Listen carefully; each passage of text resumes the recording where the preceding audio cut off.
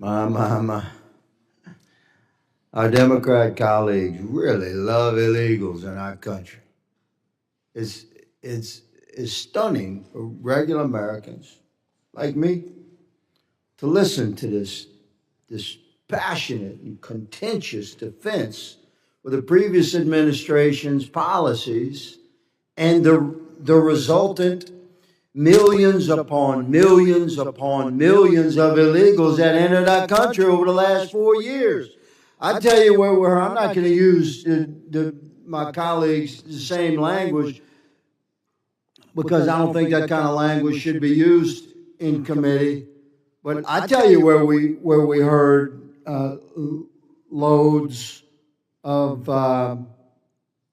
not necessarily genuine statements. It was from Secretary Mayorkas for 4 years. We had to listen to his testimony again and again, how he needed more resources, he needed more laws, and Congress had to pass more laws. And yet, we said for years, what you need is to enforce the laws that we currently have on the books. You need policies that would actually control the border. And we have Madam Secretary before us representing an administration that has done just that. If the same 1,954 miles of border that you had a year ago is now under control. If the same men and women that you had a year ago, the border is now under control. If the same equipment, the same all-weather roads, everything is the same. The only thing that has changed is the policies coming out of the White House and a Secretary of Homeland Security that will actually execute the laws of our land and protect the citizenry of our country. That's Madam Secretary Noem, who sits before us, and she should be spoken to with some modicum of respect from my Democrat colleagues.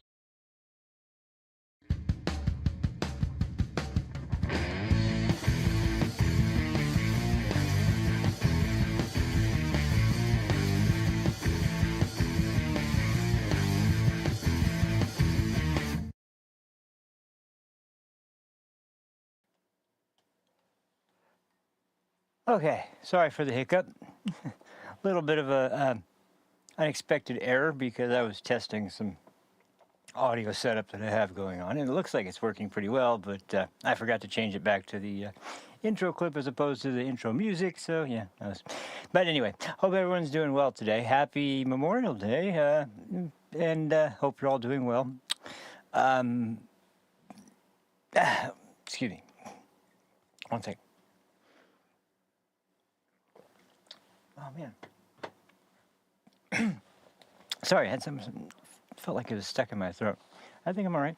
Anyway, so just real quick, I just want to get it out of the way in case you didn't read the description below. Last week was unexpectedly, all week was really bad. My grandpa had a situation with heart problem and respiratory sort of, mostly heart, but respiratory illness as well. But the main condition is the heart condition, which is why he hasn't been released yet. They're unsure entirely of where it will go, and they're afraid to completely, like, he seems all right, but they are kind of afraid to release him. So, and it's been kind of a trying time for everybody because it was just something that came out of nowhere, but he's been there for all last week and now going into this week. So, and he does not like it there. So that doesn't help either. But anyway, that was obviously why I wasn't around last week. I tried, but every time I got back to my computer and sat down and tried to, I would even get to the point of having something ready to go, and then I'd pass out before I could actually do it. So, yeah, it didn't work out very well. But I'm here, and most of the topics I'm going to discuss, at least I just have more information for. It's not much different than the topics I was going to talk about, so I don't have to talk about them a bunch of times. At least I'll probably have to talk about at least, well, actually probably both the things that I was going to talk about today. Again, because they're going to be prevalent, I'm sure, especially the second one, but the first one as well, because this is something that's kind of just coming to light. And oh boy, today is going to be a little bit different tone because I'm not going to be directly ripping on people that are seemingly doing something weird, I'm just going to be questioning the situation because it does seem very weird. But before I get into that, let me just make a couple quick mentions. I'm just going to get through this really quick because I just want to let everybody know what's going on. This is just something I'm really coming to a conclusion about, and I'm really surprised, honestly. But I don't really see much of a reason to continue doing it the way I have been because there's got to be a way that's going to be better that I can do because things are just weird and I'm surprised. But it's a good thing for the most part, but there's just, I want it to fit the good situation rather than kind of hoping for a better situation. So to put it kind of in a nutshell, I'm honestly, like if I even look right now, let's see, yeah, okay, and then over here, yeah, see, this is strange as hell, because I've talked to you guys about the fact that I've done live streams before, and I did a channel before, and it was mostly YouTube centered, and occasionally did Twitch streams and stuff, but mostly this has been a channel centered around YouTube for the most part, and didn't get into Rumble at all until I started doing this specific channel, and talking about more cultural and political topics as opposed to doing gaming or streams that were based on just either a video game or talking about gaming or something along those lines. So so it's a lot more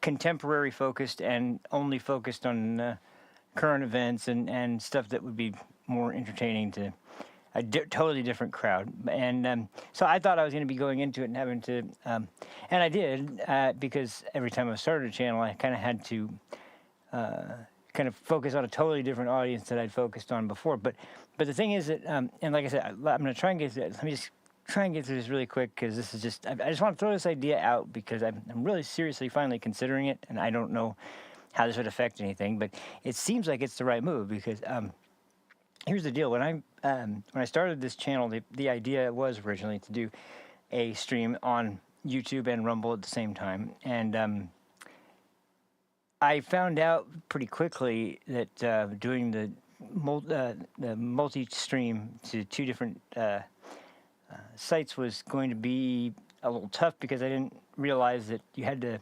I used Streamlabs entirely up until that point. I never used like the standard OBS at all, except for very, very briefly for my very first channel that didn't really do a lot. We only did like maybe 15 videos or so. It really wasn't much, but yeah, it was like I used it then and I switched to Streamlabs, and it was just mostly out of the convenience factor because I just found Streamlabs to be way more way simpler to get the actual result I was trying to get, and it also seemed like everything I needed to do was organized a lot better. At least for me, it was easier to navigate and get everything in one spot that I needed to be in one spot. But they won't let you do multi-channel streaming unless you pay a monthly fee, and I'm not doing that for anything else. I already have to pay enough fucking monthly fees to have to do another one, so no, that's out of the question. So I switched to regular OBS, and since I don't know what the hell it is. Today, I finally had this happen where it didn't give me this response, but almost every time I've used OBS, even if it was just for like a minute or like less than a minute, 30 seconds, sometimes a couple minutes, as soon as I go to shut it down, it won't shut down. It'll take like almost a minute just to close the program, and it'll freeze, and it'll take forever, and then it'll finally close, and then when it starts up again, it'll send a message saying it did not shut down properly, and then it'll screw with me, and then it'll bring up another dialog box about how, do you want to try to restart it? No, I don't. I want to just... So anyway, it's just been really frustrating. I haven't even used Streamlabs since I started the channel, so I hope that I could get back used to it again, but because the thing is that there's one other reason why I'm considering this, and it's because I've noticed that while I get it kind of it depends on the stream, but it seems mostly like the audience is actually, and it's not by a lot yet, but it is the only one that is noticeable. The amount of people on Rumble is actually going up steadily, slowly but surely, and YouTube's completely flatlined and stagnant. And I'm lucky if I get a few people watching. Now, there's been a couple fringe edge cases where there was a huge group of people on YouTube watching, and not as many on Rumble, but those have been the complete exception. And there's usually way more people watching on Rumble, and it's the only place where anybody has been subscribing at all. I haven't gotten, since I started the channel, I think I got maybe 3 subscribers on YouTube. And on Rumble, all 14, which is just 14. But with how much I've been screwing up and not able to stream every day, I mean, I'm surprised it's even that much. But like, that was surprising to me because, once again, I didn't... those weren't coming from an old channel that I had. Those weren't coming from somebody who I was working with that had another channel that he or she could, advertise from. It wasn't like they were coming from anything else. It was just coming from watching me on Rumble because I hadn't had any kind of presence on Rumble at all until this channel, and I hadn't had any kind of presence by myself on anything at all for the whole time I'd been on. Doing any kind of streaming or videos whatsoever. And so because of the fact that the Rumble base is getting much larger in terms of the actual amount of viewers on Rumble on a daily basis, it's definitely going up, although it's still not quite that. Obviously, I don't think anything will eclipse YouTube anytime soon, but I would rather at this point put my bets on Rumble, for me especially. And since the multi-stream sort of thing, if it was bringing me some sort of equal result, I might not be considering it. But my plan at this point, I've been thinking, is I had this idea a long time ago, and I haven't put it into effect yet, but I think this might be the most realistic one for me to get people to actually keep watching the live show, and then at the same time also include YouTube to an extent so people can check out the show, and if they want to check out the full show, they can check out a Rumble. But I can just take some of the clips from the show and take some of the better segments or some of the bigger segments or whatever, and save the video of those, trim those, cut them out, and then upload them as clips for YouTube, and then post those after the show, and then the live stream will be exclusive on Rumble, and then I can go back to a single stream on one player, and hopefully that'll help with some of the technical issues I've been coming up to, because believe me, it's like there's been a lot of technical difficulties, but I think now I've got most things straightened out, because everything, I've talked about this before, but I hate to highlight it, but it's just the case.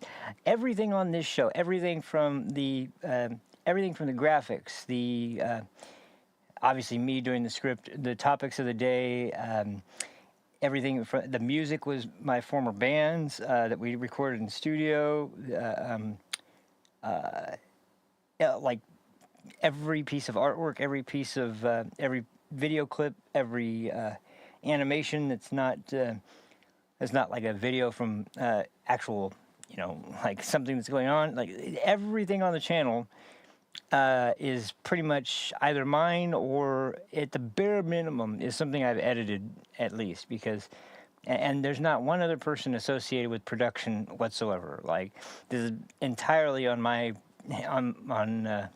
my sort of skill level, and I'm not like an expert at everything. I just I do have enough of a background in graphic arts to know how to do imaging and some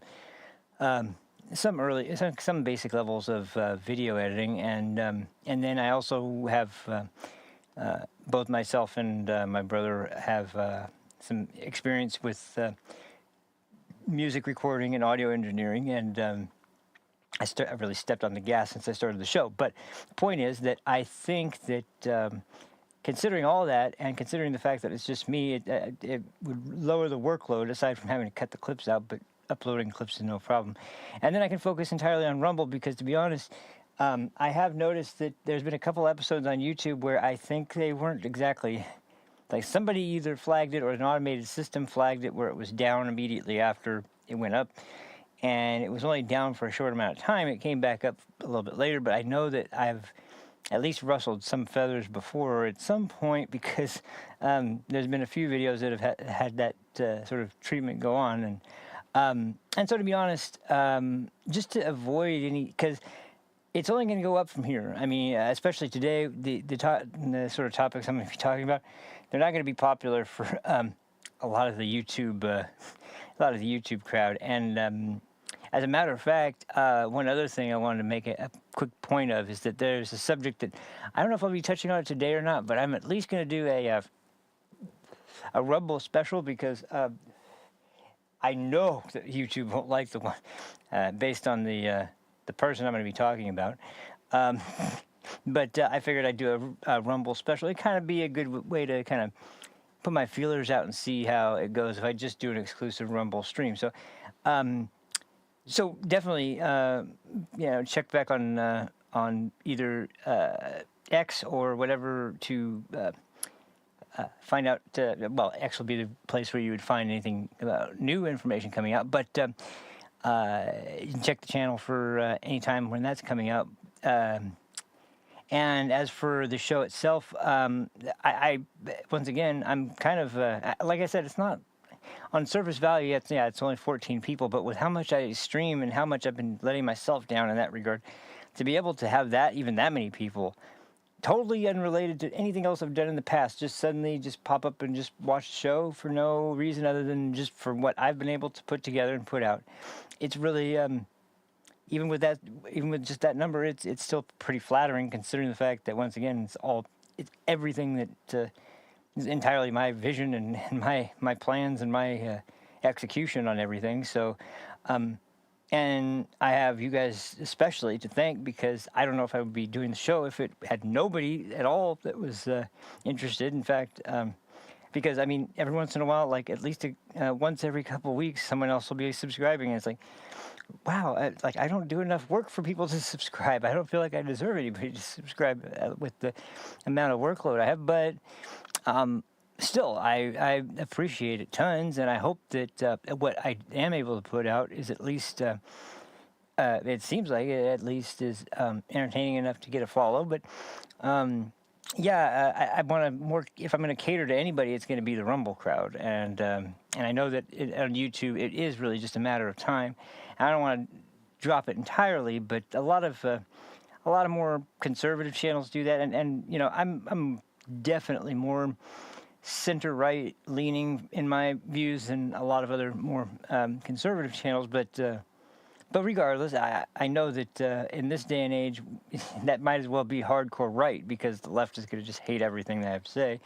And people on the right will half agree in some of it and half won't like it, but they'll at least want to discuss it. And I don't really, I've talked to some people, and there's definitely some people near me that want to do some guest spots on the show, which is freaking awesome. I'm really excited about that part. But those will be happening hopefully in the near future. But until then, I'm just thinking that I'm gonna. So anyway, I just want to put that out there and let you guys get a chance to let me give me your feedback or let me know what you guys think. If you like the idea, if you don't like the idea, if you guys sometimes have to watch on YouTube for some reason, I know that does come up as a problem for some people on occasion. So, but let me know because I'm very curious to see if there's any kind of negative feedback that would really be serious for anybody else out there to have a problem with only going on Rumble for the main show. And eventually, we're looking at probably the end of the summer most likely, but I'm hoping the podcast version of this show can be launched around then. I'm hoping if I can have a more consistent time actually doing the show, but we'll see how it goes. But that's that's basically what I'm aiming for. So, but with that being said, I'm sorry I didn't mean to take this long. I just really wanted to run that by you guys. So let's get on with the information for today. So, first of all, let's start with what really caught my attention at first. So for those of you who are in the not in the loop or don't know who this is, James O'Keefe is probably one of the hardest working, most fearless, and absolutely most inspiring guys that actually is still in real hardcore investigative journalism, and not just some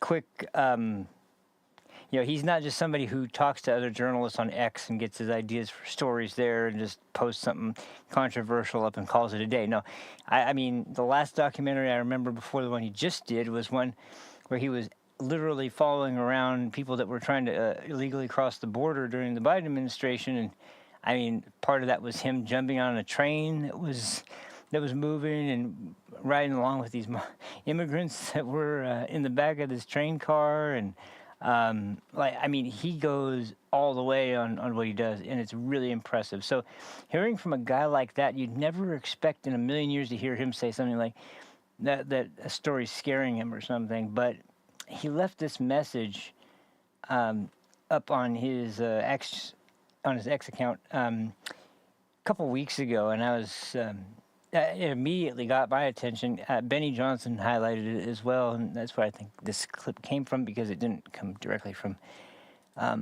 his X account. But he left this this message up, and it was it seemed almost out of nowhere, but obviously it wasn't. He's been working on stuff, and we knew he'd been working on stuff, but it was still pretty freaky to hear James discussing a story like this. So let me pull this up, and then I'll show you guys a quick clip, and then we'll get into what it was he actually was doing, because this is crazy. But here's the clip from his X account a couple weeks ago. I was going to talk about this, but honestly, at first there wasn't really much to talk about, because there was really not a whole huge amount of information that he was putting in there, other than there was a hint about Epstein, Jeffrey Epstein, because he's been, by his own account, he's been pretty bombarded with information about Jeffrey Epstein as of late, questions at least about Jeffrey Epstein as of late, and he's been digging, he's been trying to figure stuff out. We'll come back to that in a minute. But this was the message that was on his X account. And like I said, this is kind of freaky hearing this from someone like James O'Keefe. It's actually pretty freaky. So here we go. Here's the message from Benny Johnson's episode discussing this. So. James O'Keefe edited his first bombshell expose, undercover hidden camera work about Acorn, exposing the Democrat voter fraud. Just a little bit of a history about what James has covered. Major humiliation to Barack Obama as he first entered the White House.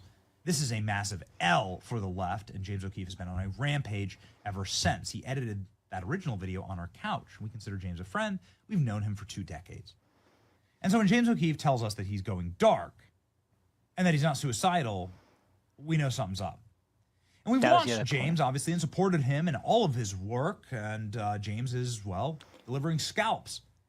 Here's a CIA program manager on camera. Oh. Again, these are supposed to be our spies, who are just so smart, so good at spying. There's just some examples of getting stuff nabbed by James O'Keefe camera, saying that they kept information from Trump, which is, of course, treasonous. President Trump even responded to this, saying that the CIA needs to be fully investigated.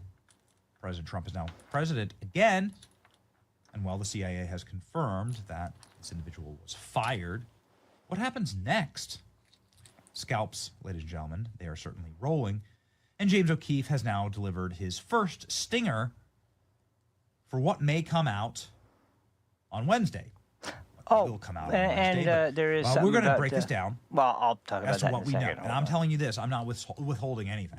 O'Keefe when Media James O'Keefe Group goes is dark, the he name doesn't of tell his anyone new anything. We can get him on the show. In fact, we're the reason that headlines like this exist. James O'Keefe announcement Bombshell, government officials caught on camera, billions of dollars of corruption exposed. It's our show and our interview where James broke this information. Oh, Now we and I invited got James some on news because, about Virginia well, Roberts as well. this Actually, post. there's some interesting I think information it's about time for that. citizen journalists to release more on Epstein. If they're going to kill us, they'll have to kill us all. Coming soon. The message is right there. So let me just pause it real quick. So, you know how, basically, if you don't know, Virginia Roberts, one of the most famous Epstein victims and someone who had been one of the original whistleblowers to bring attention to who he was and what he was doing. And this is a message she put up just before she died, which was, about a month ago now, I think. But whenever, like, this just makes my jaw hit the floor when I see this kind of thing. Like, it's right here.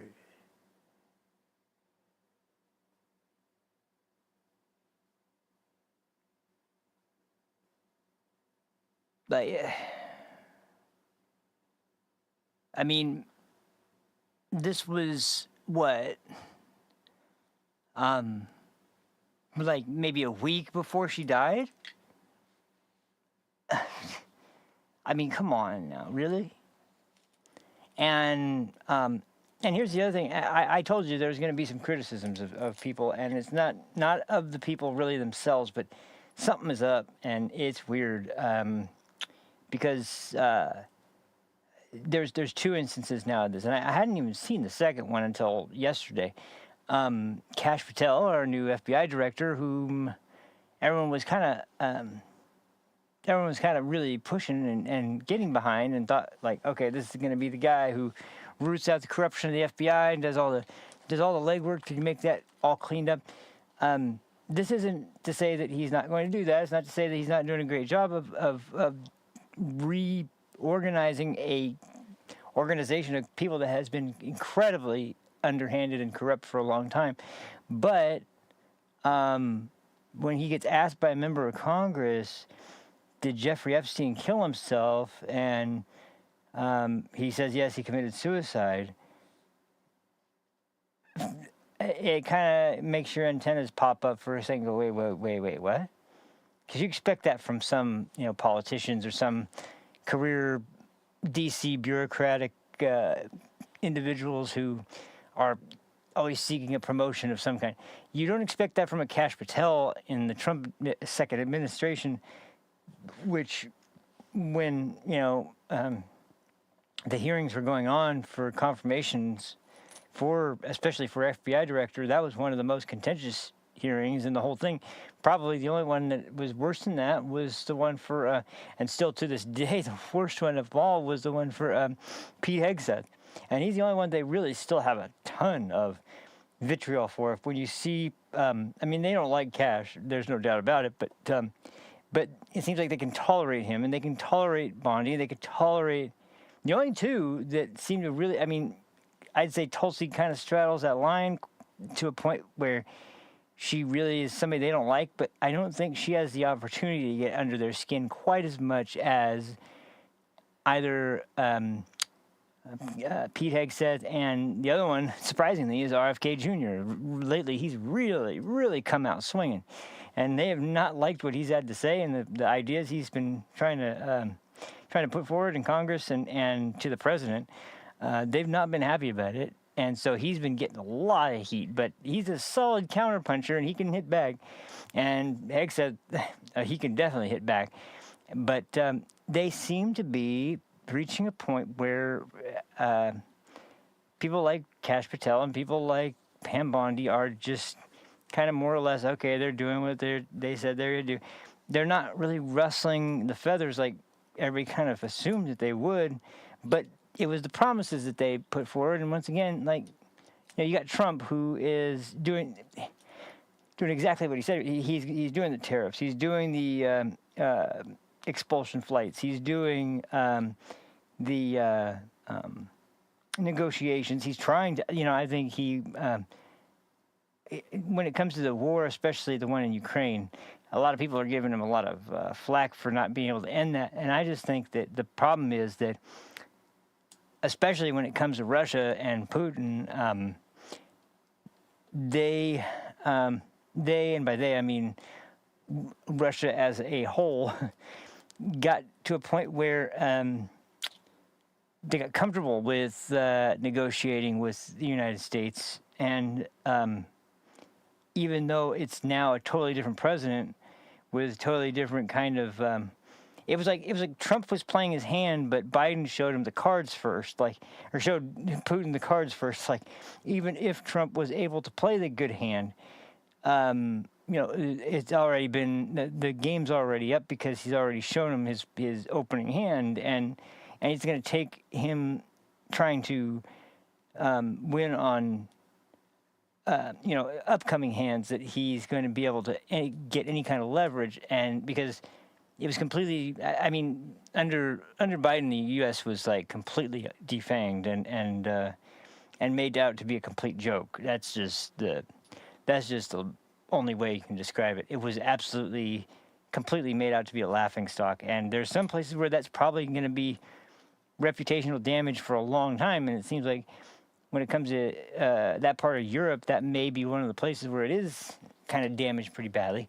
But that doesn't mean that, he's going to stop trying. So the people that are giving him all the guff for it, I look at that and I'm like, yeah, okay, well, you basically have a administration that comes before you that for 4 years does nothing to stop the fighting, sends all of the weapons that we have that are supposed to be ours to Ukraine, and then because I think it was honestly believed early on that, Zelensky's going to be tough on this one because he's stubborn and he wants unreasonable types of demands. He has no leverage in this actual conflict, really, because, I mean, Putin knows that, and that may be another reason, too, is that it's no secret that Ukraine has not any real fighting age men left at this point to actually fight the war. I was reading something from a game I've been playing lately, which is, by the way, from a Ukrainian developer,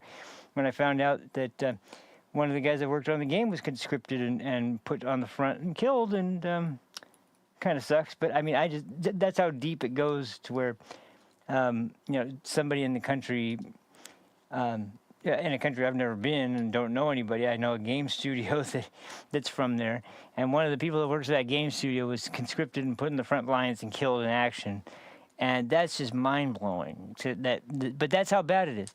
So, but back to the subject of the cabinet picks, this goes into the Epstein thing because here we go. Like here's Virginia Giuffre. I want to say Roberts all the time. I can't remember which one's her surname and which one's her married name, but she did get married since the traumatic Epstein garbage. But from her account, and here's the part that's really freaky. There were cameras everywhere in Epstein's house, supposedly. And in just a little bit, we'll get into the story of how it's been talked about recently about how basically we finally had confirmation of underage girls that have been in Epstein's house on camera having sex with either Jeffrey Epstein or one of the many, many, many influential men that came in and out of that house. So, or in and out of his properties. I don't know which one. But anyway, so let's get back to this real quick. But I just I had to mention that point because that's been another point that's been happening this week. And like I said, this is wild right here with reference to Virginia, who just dies in she was like 40-something. So she was in her early to mid 40s. So yeah, for her to die now, something is very strange. There was not much talked about, so I don't even know what it was supposedly that she was pronounced dead from, but it wasn't, it wasn't a gunshot, and it wasn't supposedly hanging. I can say that, but anyway, let's get back to this and finish it off. What now? This is James O'Keefe screenshotting Virginia Roberts, who's the most famous sex trafficking victim of Jeffrey Epstein, saying that she's not suicidal. And then James O'Keefe followed that up with this video. I'm going dark. I'm not suicidal. Pray for me. This one scares me, guys. What is it that James could be scared of? He's not a scared person by nature. And saying he's not suicidal, obviously, harkens back to an Epstein-style news cycle, right? Where people just get mysteriously killed. Virginia Roberts, of course, mysteriously killed. Her father and lawyer have said that she didn't kill herself, yet the official story is that she committed suicide. Got it. So what's James got cooking? Again, we just moments ago got the first stinger for what's going to be dropped in about 48 hours. It all starts this Wednesday.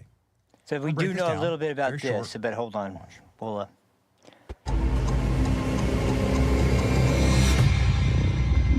They can't suicide us all. There we go. James O'Keefe talking suicide. Come on, brother. No more of this suicide talk, please. Okay, so here's James O'Keefe with a man that I do not recognize standing outside. I think that was a member of Project Veritas. Screaming into the microphone. Pfizer. This is R.C. Maxwell, somebody who works with James undercover. He's crying. I don't know what that's about. This is Jeffrey Epstein. Has now made an appearance with Prince Andrew.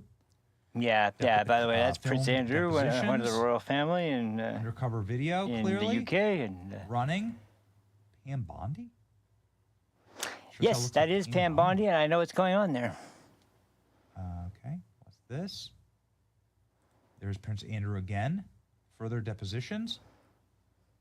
Founder forced out.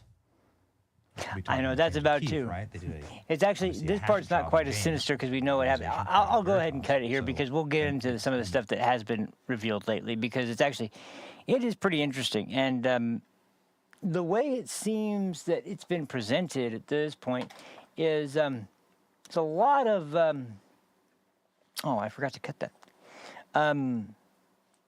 There's been a lot of rehashing of some of James's original work, which was for Project Veritas. That was the name of the company that he founded, and that was his original news organization that he broke all of his stories in, and they were the ones that broke all of his early famous work that a lot of people know him for. But if you didn't hear about the events surrounding Project Veritas, during the middle of the COVID pandemic really was when this started surfacing, which, like everything else that sucks, it definitely happened during COVID.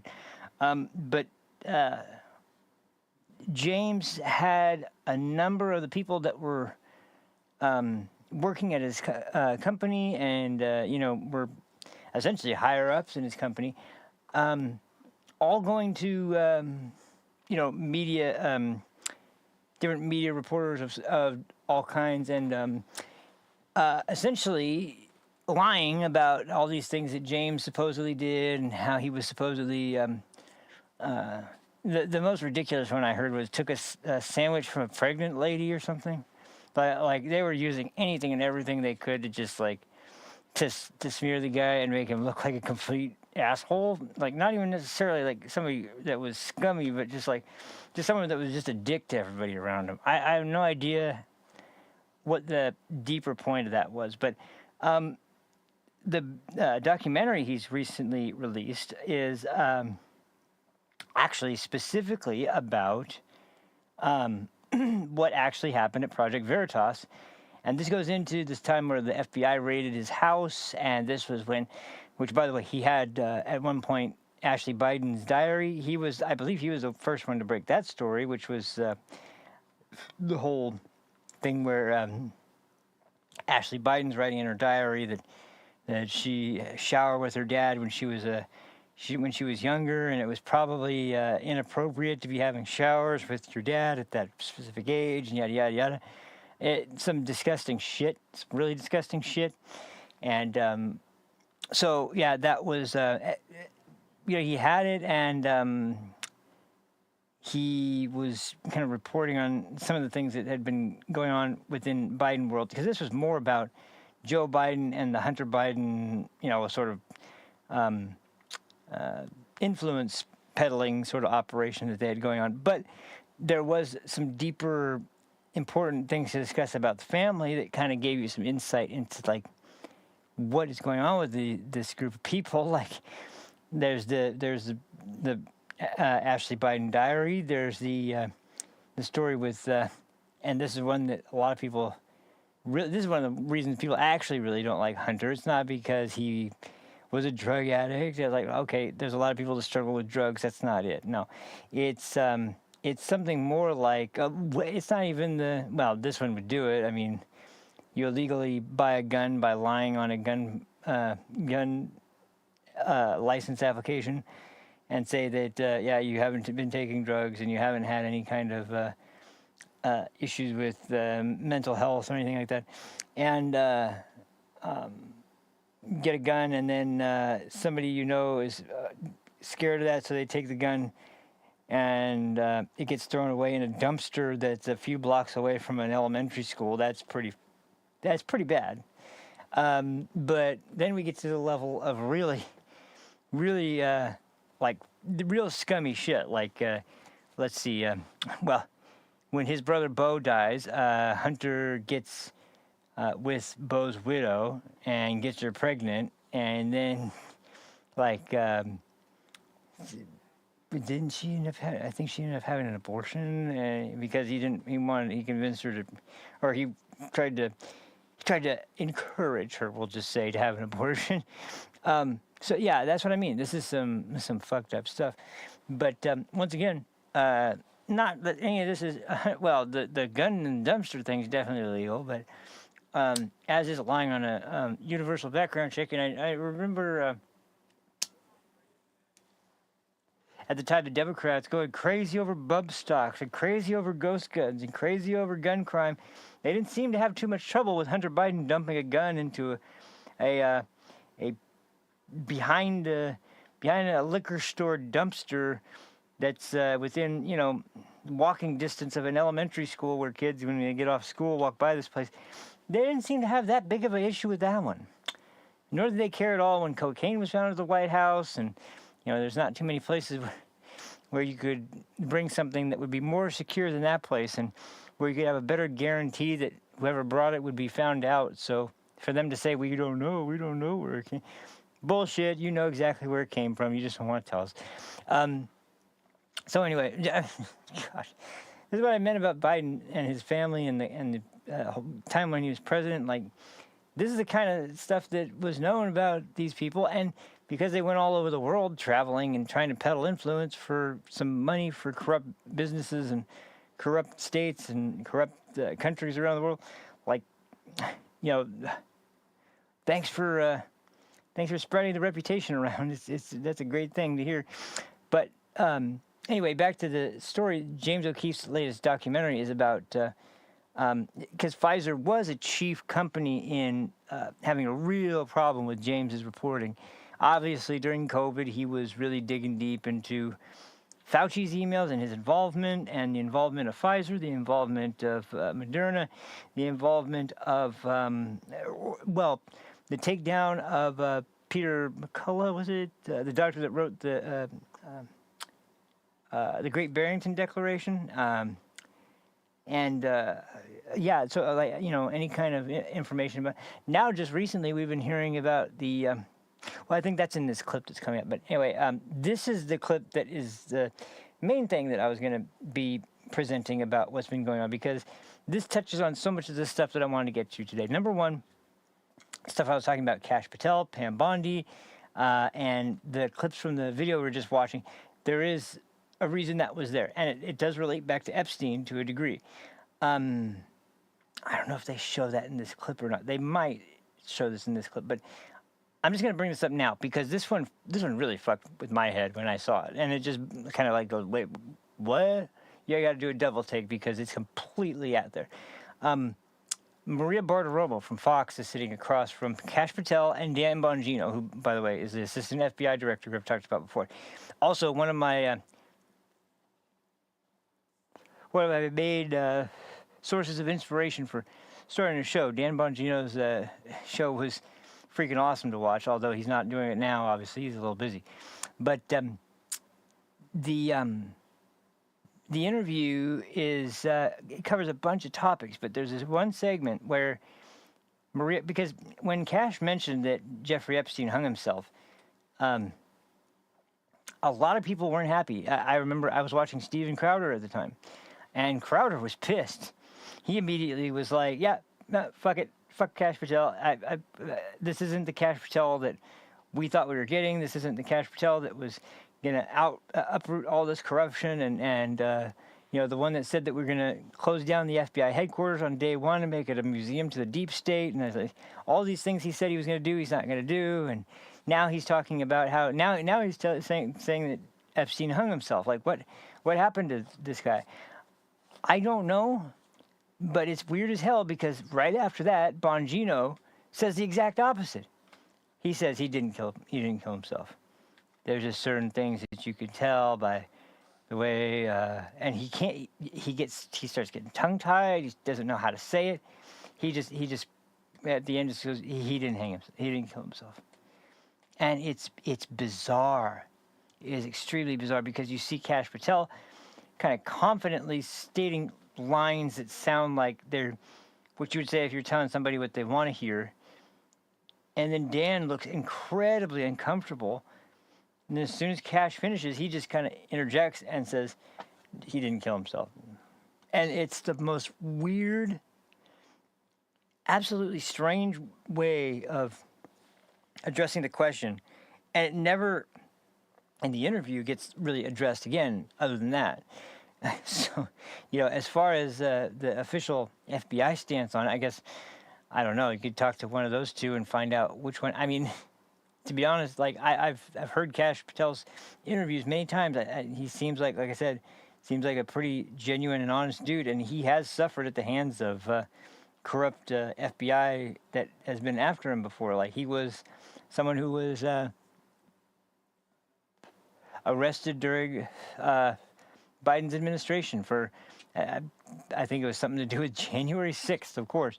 But yeah, the times he gives interviews, he's way more bullish and sort of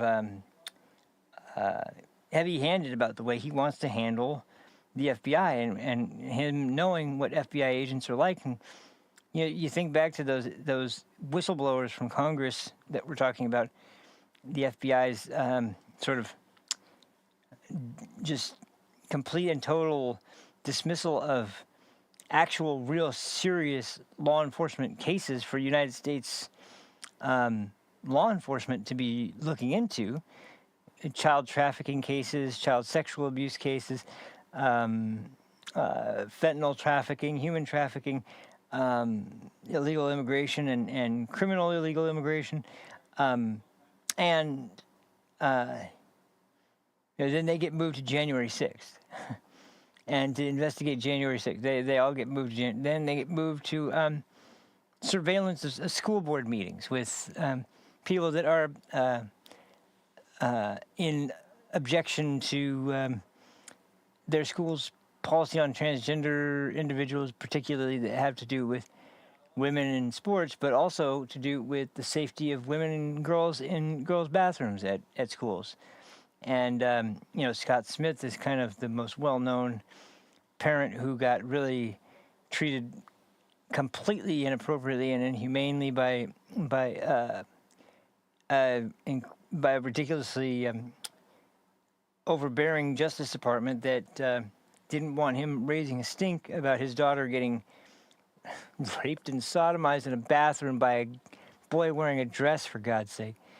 But he gets tackled and handcuffed and pulled out of the room, for getting taunted by a woman who herself was transgender as well, who tried to insinuate that they are liars and that didn't really happen. And if you imagine if your daughter experienced that, and then you got some piece of shit sitting there saying, nah, she's lying, that's not true.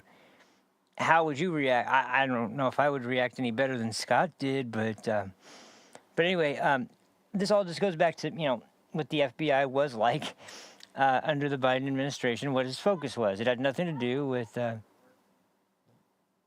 with law enforcement or anything that was actually a problem. It had to do with squashing political dissent.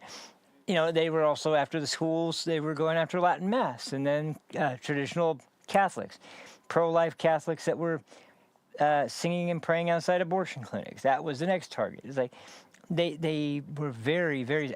Meanwhile, people who are actually breaking the law, like the people that were outside the justices' homes before the Dobbs decision came out, and picketing. That there's actually a statute that makes that a crime under penalty of law, and it's a felony, if I remember correctly. So they all could have been arrested, but Merrick Garland admitted he gave them instructions not to arrest because he, quote, gave instructions to the U.S. Marshals to keep the safety of the justices as their primary objective. Okay, yeah, you know how you keep them safe?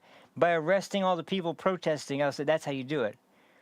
And then maybe you leave a couple more agents on site to make sure nobody else shows up. But I think maybe clearing out the mob of people would kind of help do it. But that wasn't what they were instructed. They were instructed not to arrest any of the people because it was their First Amendment right. Like, they really give a shit about that. Anyway, let me get back to... I'm sorry, I'm bouncing around all over the place, but this is where things are getting so deep at this point because they're really, I think we all kind of knew this. The Biden administration left us with a hell of a mess, and we all knew it was going to be a bitch to have to go through cleaning up. It wasn't going to be something that was going to be simple. However, I also think that we didn't know... or at least we underestimated, and I think that's the biggest problem. We underestimated the true believers that were still there and maybe acting a little bit less like they were involved in anything. Like, they're not... There's a lot of stupid people on ground level that are always in front of the cameras talking about some of this stuff. Like, there's a lot of dumbasses. But behind all the dumbasses, there's some people that are incredibly conniving, incredibly skilled at manipulation and deception, and kind of getting around people's defenses to kind of get in their good graces just to get what they want. And when they get what they want, then they kind of are able to just sick the dogs on them without any kind of hint of hesitation, because to them that was all just part of the job. It's like, the people that have to kind of infiltrate like biker gangs, or people that have to infiltrate gangs, or whatever it might be. There's people like that, obviously, that are in government agencies, it seems like, and it's chilling because, well, there's a bunch of reasons, but let's go to the James O'Keefe interview. This was on the PBD podcast the other day, and this is after the documentary about Project Veritas came out. So he does discuss that, but there's some other information that's pretty important and really interesting in this discussion that is even more illuminating for the situation. So, yeah, it's just... This is really unbelievable, and it's this doesn't fully explain exactly what it is and why it was that James seemed so completely freaked out about what was going on, but it does at least illuminate a little bit of it, and some of the subjects that are brought up really show you his mind has got to be on some of the most, because he's already been he didn't get like arrested and taken. He just had he had all his cell phones taken, he had all his cameras taken, all of his journalism equipment, all of it was taken, and he actually says on the show here he actually just recently gets his phones back, and is that they held on to him all that time. And he just finally gets them back. Finally, we have a new president once again. But this is just it does, like I say, it does expose at least some of this, because you kind of get a better idea of exactly what it is that has been the focus of his time and his investigations as of late, but there's still a lot of unanswered questions, and we'll go into some information about what's been going on because a lot of it is just sheer hypocrisy again. Oh, man, guess what? So this opens up with that exact clip I was describing. I didn't remember that part. But this is that exact clip with Maria Bartiromo asking Kash Patel and Dan Bongino about Jeffrey Epstein. And so, like I said, this is pretty freaking crazy. It is really freaking crazy. But let's go ahead and get into this, and we'll discuss this as we go along, because this is a fairly longer clip. Yeah, it's under 10 minutes, but it's about 9 minutes long or so. So yeah, this is that question I was talking about. Let's go into that here. I know it's hard work. You said... And you saw people that have done body language. You know, Dan looks uncomfortable saying what he's saying. The way he answered it, you can tell they've role played that. And Wait, now this is purely what people are speculating, right? And then you have this one clip with Pam Bondi. Correct. If you have the Pam Bondi. Oh, yeah, it did. Okay, hold on just a second. I thought it was on the original video. Hang on, let me go back to this real quick in just a second, because if I cut it out on accident, that was really stupid, but I should still have the clip in my downloads folder. Hold on a second. Because I thought that was on a totally different clip. I didn't remember that was on the same clip. Oh, yeah, no, it's right here. Okay, let me just make sure I got the location of it, because it's obviously early on, but...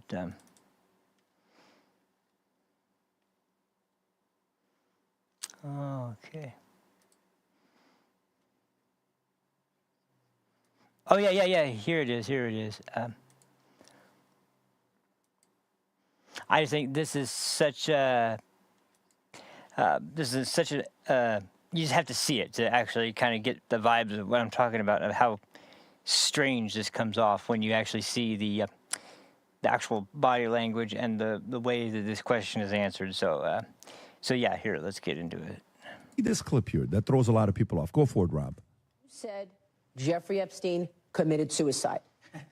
People don't believe it. Well, I mean, listen, they have a right to their opinion, but as someone who has worked as a public defender, as a prosecutor, who's been in that prison system, who's been in the Metropolitan Detention Center, who's been in segregated housing, you know a suicide when you see one, and that's what that was. Look at Dan. He killed himself. You want me to get... I've seen the whole file. He killed himself. I know it's hard work. You said... And you saw... Man, I mean... We got to watch that one more time. I'm sorry. That's just like... And like I said, pay attention to Dan when they're discussing this, because this is bizarre. And the reason this is so... I'm highlighting this so much is because of how weird this is. This is freaking weird as hell. That you have the director and the assistant director completely contradicting each other on one of the most widely discussed public mysteries that has still been sitting around. Like, okay, so if he did, what the hell happened here? Because of how many things were supposed to be in place to protect this guy, make sure he made it to trial, and somehow just everything happens to go wrong all at once. This is one of the most ridiculous stories ever. And it's like, so what the hell happened? And then to hear someone like Kash Patel, once again, and the way he describes it versus the way Dan describes it, you can hear Kash kind of using convincing statements, trying to rely on authority. And then you have Dan he's not even trying to justify it. He's just kind of stumbling over his words, trying to figure out what he can say. Because there's something obviously about this that makes it so that there's something that they just don't want to say outright in public. And Kash is going the route that's like, okay, I'm just not going to say anything. Dan can't lie about it, but he knows he can't say everything he knows either. And for him to say everything he knows would be an explanation of what happened, but he, especially in his position, like, and sitting next to the guy that is, you know, your direct boss, who's the head of the organization, right there. This is just so crazy.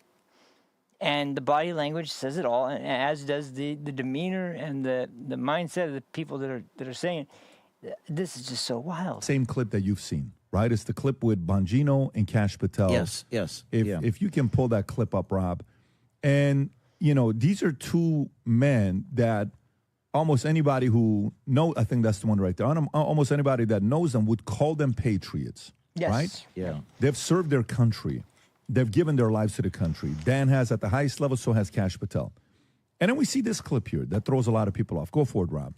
Said Jeffrey Epstein committed suicide.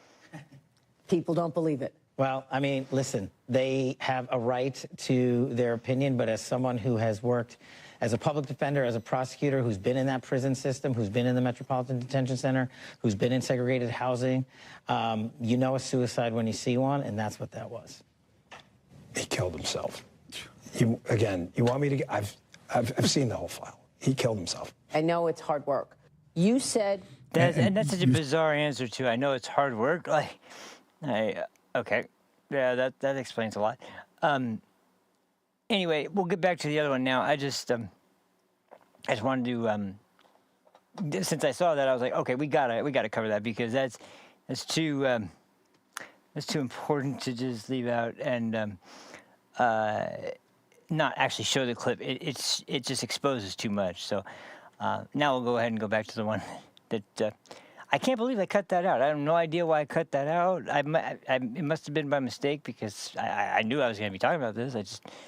So I don't know what the hell happened. But anyway, I did cut that out on accident. Sorry about that, but we got to it, so at least we got that out. Anyway, so where was that again?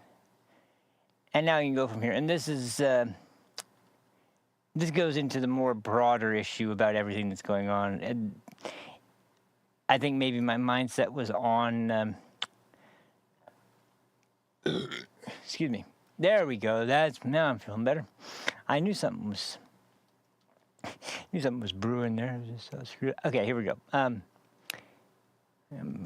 James O'Keefe. Okay, here we go. I know it's hard work. You said... And you saw people that have done body language. You know, Dan looks uncomfortable saying what he's saying. The way he answered it, you can tell they've role played that. And, now this is purely what people are speculating, right? And then you have this one clip with Pam Bondi. Correct. Rob, if you have the Pam Bondi one. This is the so one maybe walk us through what's going on here before we I don't play. know if you want me to narrate clip live as opposed to watching me on the screen. What's better to do? Perhaps we go to the beginning of where you see you'll Pam Bondi recognize on the the hidden shot of camera. Pam So Bondi I'll just talk live and what the I said side on the profile, okay. sort So of there she shot. is at the White House. Go back to the beginning of that clip of her the White House. Obviously, this isn't. That was a tough one for me to publish, because you asked if I'm political, and I think I'm. You have to decide who you want to be. This is what makes Are you James a political O'Keefe an operative, actual or are you still a journalist? Investigative And to be a journalist, it's hard, because you have to do things like this. Pam Bondi was caught in a restaurant telling a stranger, a nanny, on April 28th or so, that there are tens of thousands of videos involving little children. Now, I didn't target her. I didn't seek to get this. People send me stuff. Sometimes I have undercover people all over the country, and they happen to get a conversation in an airport. I get sent this. I'm like, holy shit. This is not public. The Attorney General of the United States, and by the way, Cash, I believe the FBI reports to her, so this is the top dog, is saying to a nanny in a restaurant something that no one knows. And to me, I'm like, well, that's an interesting story, is it but not? no one knows for so I sure, do what I have to do. I reach out to the Attorney General's office for comment. I say, Pam Bondi, the Attorney General of the United States, was caught in a restaurant saying, and I actually wonder whether I should have done that. I probably did him a favor by giving them the exact quotes. And then a few days later, she says the exact same thing publicly that I emailed the Attorney General's office for comment saying, and played the clip of her at the White House. This is what she said. Of thousands of videos of Epstein with children or child porn. Now, this is the first time an official has publicly acknowledged that videos of Epstein and his victims exist. What you may not know is just 9 days prior, the Attorney General had a very similar conversation with a total stranger in a restaurant.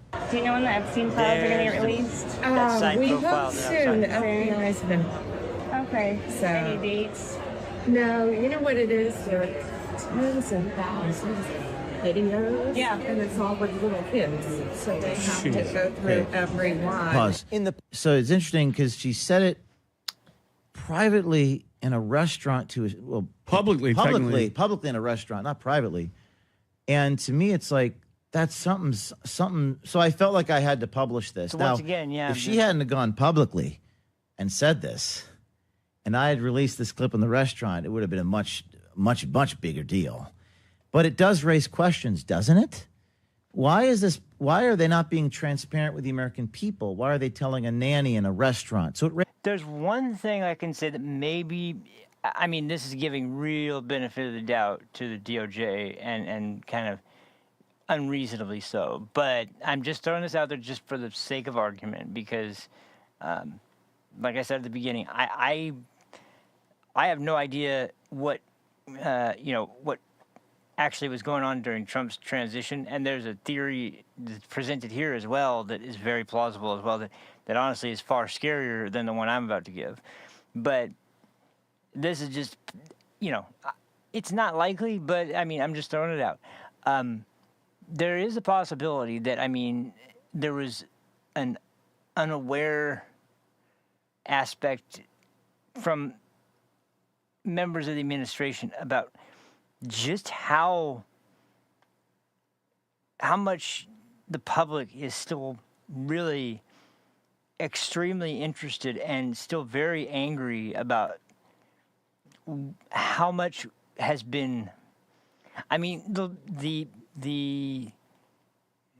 way Jeffrey Epstein was killed, like that's one aspect of it, but the broader aspect of it is, the black book, the names of the people, now we know videos of people.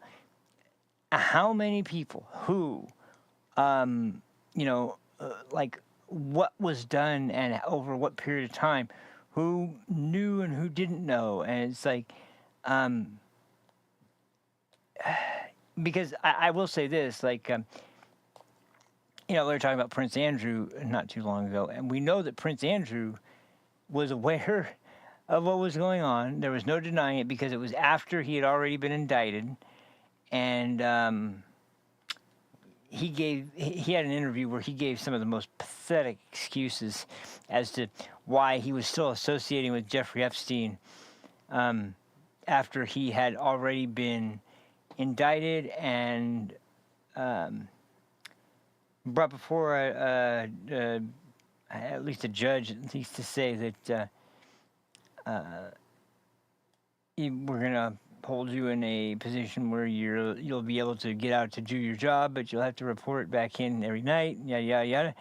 And with the amount of money he has and the people he knows, strings he could pull, in all likelihood, that wasn't exactly how the sort of whole thing went down, obviously, because he got arrested again and was found out again. But the first time he was arrested, to be fair, and to paint both sides, because there's talks about how Trump knew Epstein, and a lot of talk is talked about Bill Clinton as well. Both of them, when they found out about the allegations, they both very publicly cut ties with Jeffrey Epstein in open discussion. Now, there is something to be said. Some people don't believe that Clinton actually severed ties, but in the case of Prince Andrew, we know that he supposedly was going to cut ties, even though he was somebody he thought was a friend and yada, yada, yada. It's the stupidest, like I said, it's the most terrible kinds of way to attempt to rationalize the situation, and it's pathetic. But as for the American political insiders in the Epstein case, two of the biggest names, and most high-profile names, former president and president right now, and I believe president at the time that was that when? No, it was really, man, I can't remember exactly the day. Anyway, but the point is that we do know that they cut ties. We know that Prince Andrew didn't, and that he, even after supposedly saying that he didn't want to associate with him anymore because of the charges, still showed up at some sort of birthday party for him or for Jeff or for whoever it was. And Prince Andrew shows up there, and so, we know about that, and we know about the fact that he was there very, very often, like there over significant periods of time. So ultimately, it really is, it's got to be something that anybody would relatively understand, that, yeah, hey, the people want to see that something as close to the truth as they can possibly get. Well,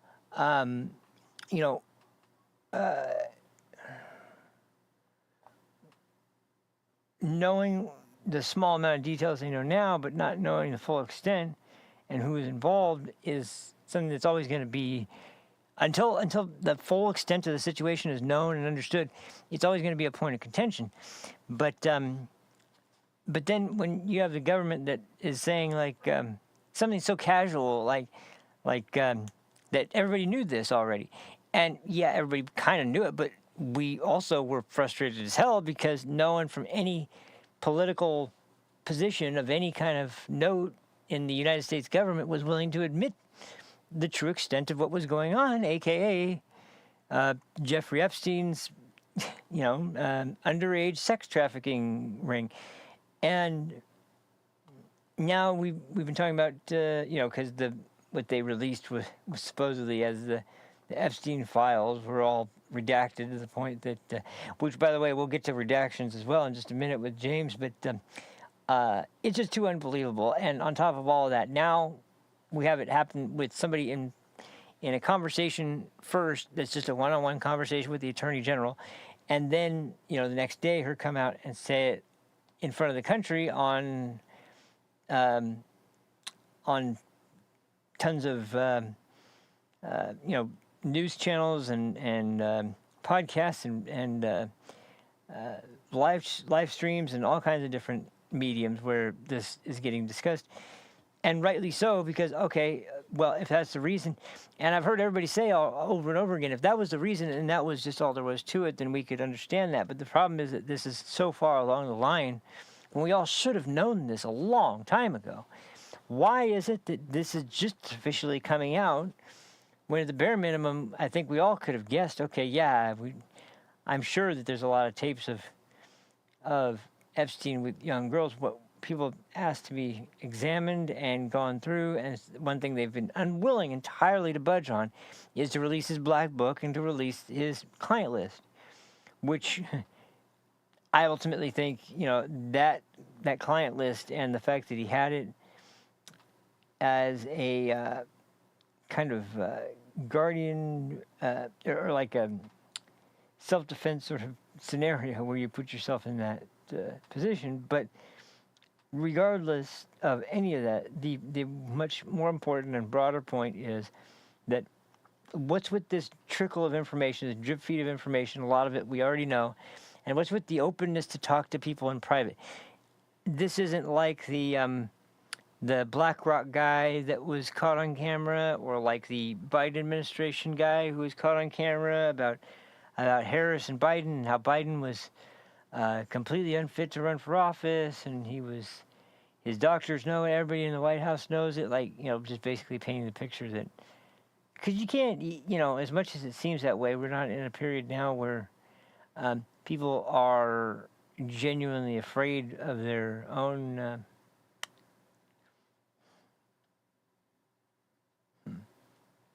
well, anyway, let's get back to I wanted to point that out because of how important it was to this sort of overall narrative. So.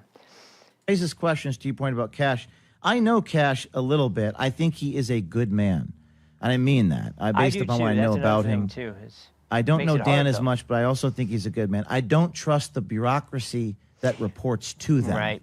Right. And if you put any good man and the most ethical person at the top of that bureaucracy, I think you're setting them up for failure. Let me give you a specific example of where I'm coming from. I was raided by the FBI shortly before I met you. The FBI pointed guns at me and took my reporter's notebooks. They just recently closed the case against me a few months ago, the FBI, in February of this year. And they gave me back my phones that they had for 3.5 years. When you get a search warrant to conduct a raid, you have to go to a judge, right, with a reason. Oh, we have this probable cause, the reasons why to raid. When you close a case, which is very rare for the FBI to execute a search warrant and not bring charges, it hardly ever happens, you are required by law to give a copy of the probable cause. That is the reason why you conducted the raid. Guess what they did? They redacted every single word of the probable cause used to raid my newsroom. Every word. Maybe your producer can pull it up on Google or something. Every word. There's a black bar, Pat, through. It's ridiculous. It's literally black bars. And we're not talking about terrorists. We're not talking about Jeff Epstein. We're not talking about child molesters and drug traffickers. We're talking about James O'Keefe, the journalist. So if our FBI, our Attorney General's office, can't be transparent about why they raided a journalist's newsroom, why do we have any faith in the FBI to be transparent about these other issues? That's where I'm coming from on this. And is this in regard to the Ashley Biden diary, James? Correct. This is it, right? Because you exposed, because somebody contacted you and told them that they found the diary of the daughter of the President of the United States saying a bunch of stuff and also claiming that her father showered her with her probably at inappropriate ages, and then they raid your house. Correct. Yeah, it's an affidavit. It's on my go down. It's Project Veritas journalist detained, devices seized. This is not it, but it's on my X page. There's on page 47 of the affidavit. Every word is redacted. I mean, I was enraged. The American Civil Liberties Union, which is a liberal group, came to my defense. This is crazy. You take if another country like Ukraine or Russia or North Korea did this, our State Department would. So my point is, I don't have a lot of faith in these institutions. I just don't. What do you think happens when they People get don't it? either.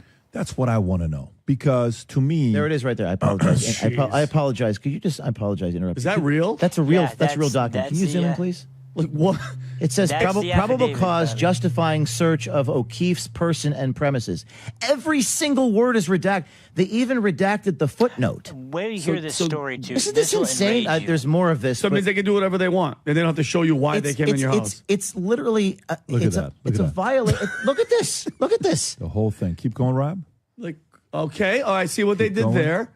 Okay, wait. There's something unredacted. Read the bottom. What's the bottom? Read that. Based upon my this is an FBI agent, I have learned, among other things, that cell phones are capable of sending emails. Great. Are you kidding me? I'm shocked they didn't redact that. This is not Saturday Night Live. And then it goes on to the rest of the affidavit. But the previous 3 pages are the probable cause. That is the justification for the raid against James O'Keefe. And James, if you don't mind, what were they looking for? The diary? They weren't looking for the diary. They already had that. What were they? Well, that's a loaded question. Yeah. Were they really trying to do? What were they really trying to do? They were really trying to get inside my cell phone because people in the government come to me with information, which as a reporter I have a right to receive, and they don't like that. Of course. Now, if you think about it. Did you give them the password to your cell phone? This is another very interesting story. Because you know what happened with Ron? This is unconscionable, this next part, but just real quick. You remember how the Biden Justice Department was, look at what they did to Garrett O'Boyle and Steve Friend and Marcus Allen. Look at what they did to those 3 FBI agents who came out and talked about how the FBI resources were being moved away from child trafficking, moved away from the border and from fentanyl cases to domestic terrorist cases because they wanted to go throw the full force of the FBI around anybody and everybody, like grandmothers who were at the Capitol on January 6th. That was their focus because they were trying to go. And for Trump to have won this last election, sometimes you lose focus on it, but when you remember that this was happening, and this was happening purely, entirely, 100% because they wanted him removed from politics. They wanted him exiled.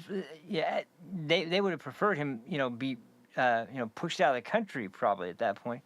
Not probably, definitely. And the fact that they were going to these lengths because you have to imagine that the FBI in particular, especially with the people that were still there at the time of the early FBI, when the Democrats had the House and the Senate, they were going to throw their weight around and make sure they got their way on anything that had to do with,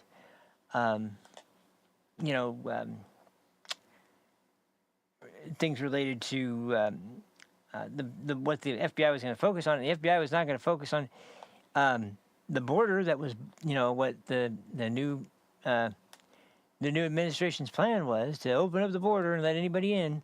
And instead, they were going to focus on anyone who was speaking out against the policies that they were advocating for, like transgender ideology in the military and in schools, and against anybody that happened to be at the rally in D.C. to, no matter what it showed them on if it showed them on camera at all, they went through tons of private records from banks and private companies to find out things like, has this guy ever bought a firearm in his lifetime? Is there that's how deep and absolutely corrupt the agency goes, to the point that they're violating everybody's rights in so many ways to surveil innocent citizens. Maybe you could make an argument that the people went into the building.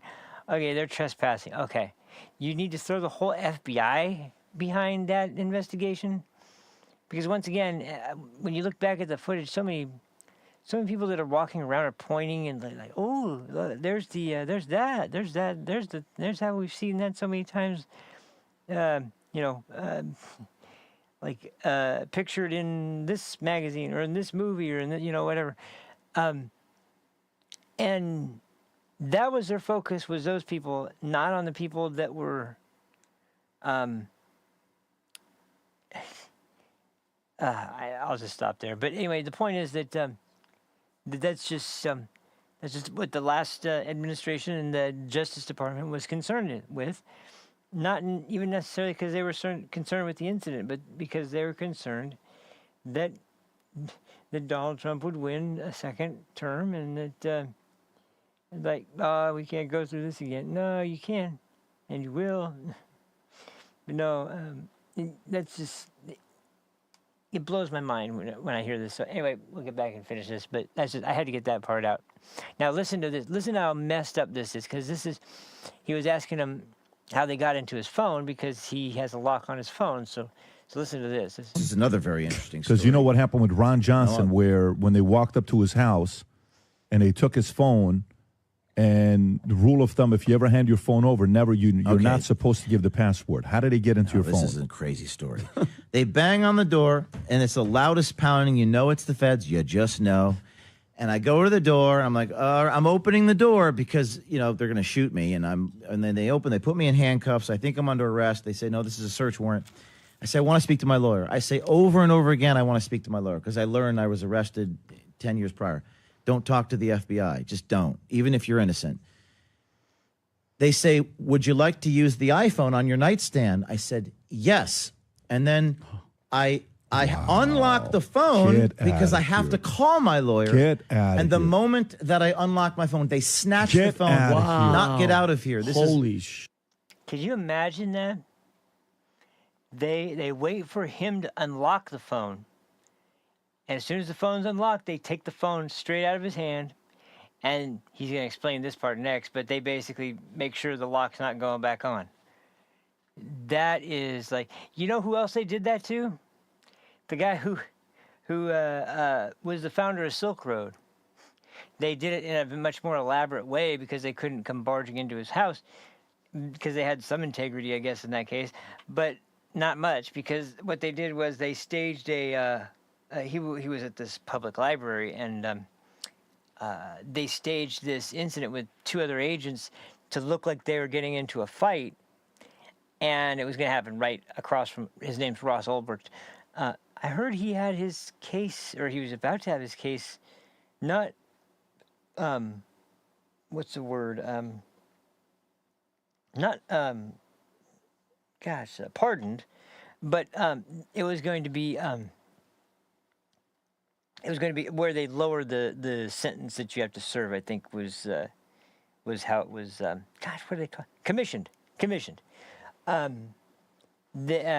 can't remember when that happened either, but I did hear that the sentence had been commissioned, and so he was going to be, or it may have been commissioned and it was enough for him to already go out. I can't remember for sure, but I do remember hearing that somebody found, because he can never touch another computer in his life, I'm sure, and there's probably tons of restrictions, but just the fact that, because I always say this, like, when it comes to that case, and, especially in today's world when it comes to illegal substances, I mean, hey, fentanyl is something that, once again, when it comes to illegal drugs, I would be someone who would be like, don't touch that stuff. And this is coming from somebody. I mean, I've had my share of issues with substances before, and gotten too deep before, and not to any kind of super, not where I have any stories or anything, but just a point where, in fact, I came down on myself so hard about it. But just the point being that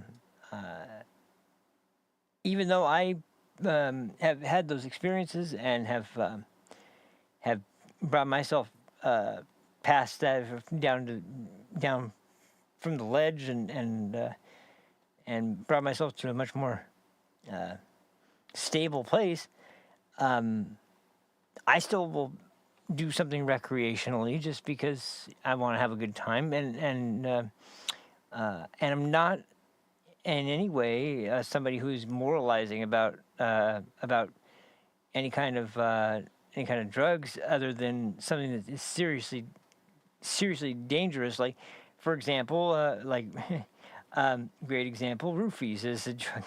What if people use it to drug girls and then have sex with them while they're drugged? Like, that's not exactly a drug. There's that drug that's in, where is it? Like Central America or South America, or it's that drug. I think it's called crocodile. It makes you so suggestible. Like, people have been. Because it can actually be aerosolized, or people can take the powder and kind of like blow it in someone's general direction, and it will. The danger only comes in that it might come back and somebody else might see it. But you become so suggestible that people have gone and taken them to their bank, told them to go take out all the money and give it to them, and they've done it, and then been dropped off at home. Some people have had instances where they were taken to their home, and a bunch of people said, hey, we're going to just take all this stuff out of here for you, and literally took all of their property out of their home and left, and no one said a word. No one said one thing. And it would look kind of bizarre if you were doing that for no reason, but once again, these aren't situations where they're doing it for no reason. There's a serious, legit reason why someone would obviously be interested there, but yeah. So anyway, just the point being that, and now I totally lost my train of thought. Anyway, we'll go back to this. I don't want to keep straying off subject, but just that right there, that is like, that's full on tyranny in its most absolutely obvious for him. So it's wild. It's crazy. They snatched the phone out of my hand because I unlocked the phone, and then the FBI agent, almost to torture me in front of me, he goes to the settings and he changes the settings to make it not go to sleep. Wow. Yes. And then Display. they put the phone in an evidence bag. Now the FBI.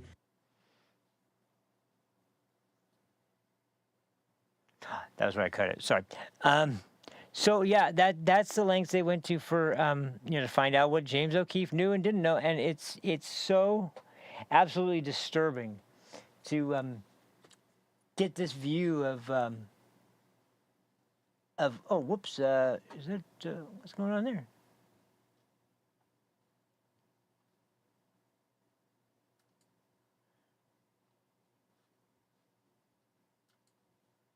Huh.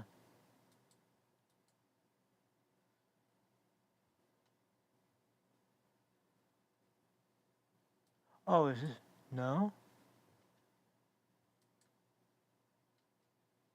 What is going on here now?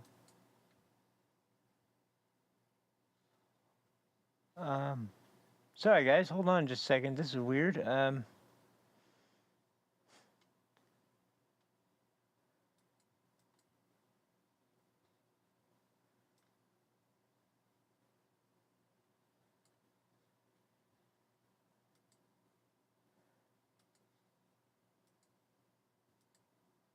Oh, my camera's messing. Hold on. Did it turn off? Oh, I think it did. Maybe I accidentally hit the power. Hold on.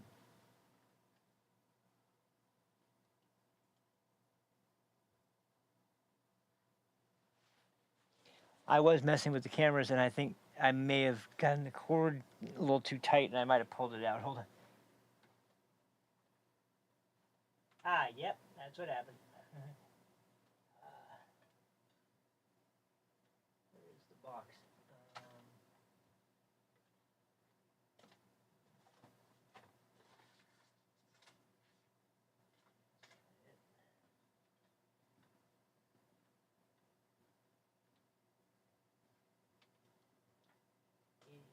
that it?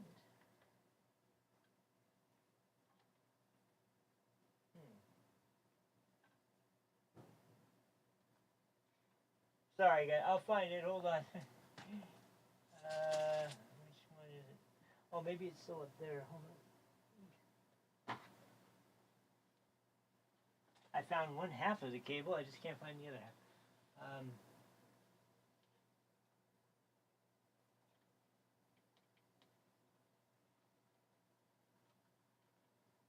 Oh, what's it doing all the way over there? Damn it. Oh, it's wrapped around a cord. Okay, here.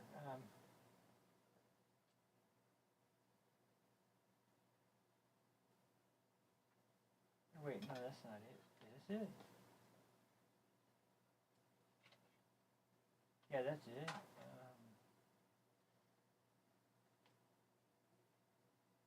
Where in the hell did it go? Is that the right one? Oh, wait, is it? Wait, hold on.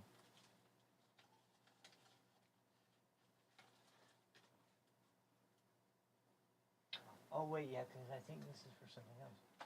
Is it my original idea?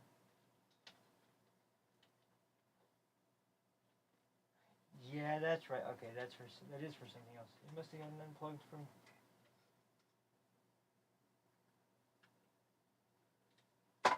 Or maybe it just needs to be reset. Hold on.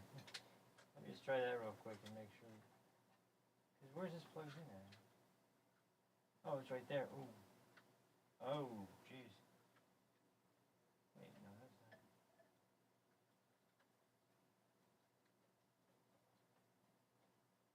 Yeah, here, let me try this real quick.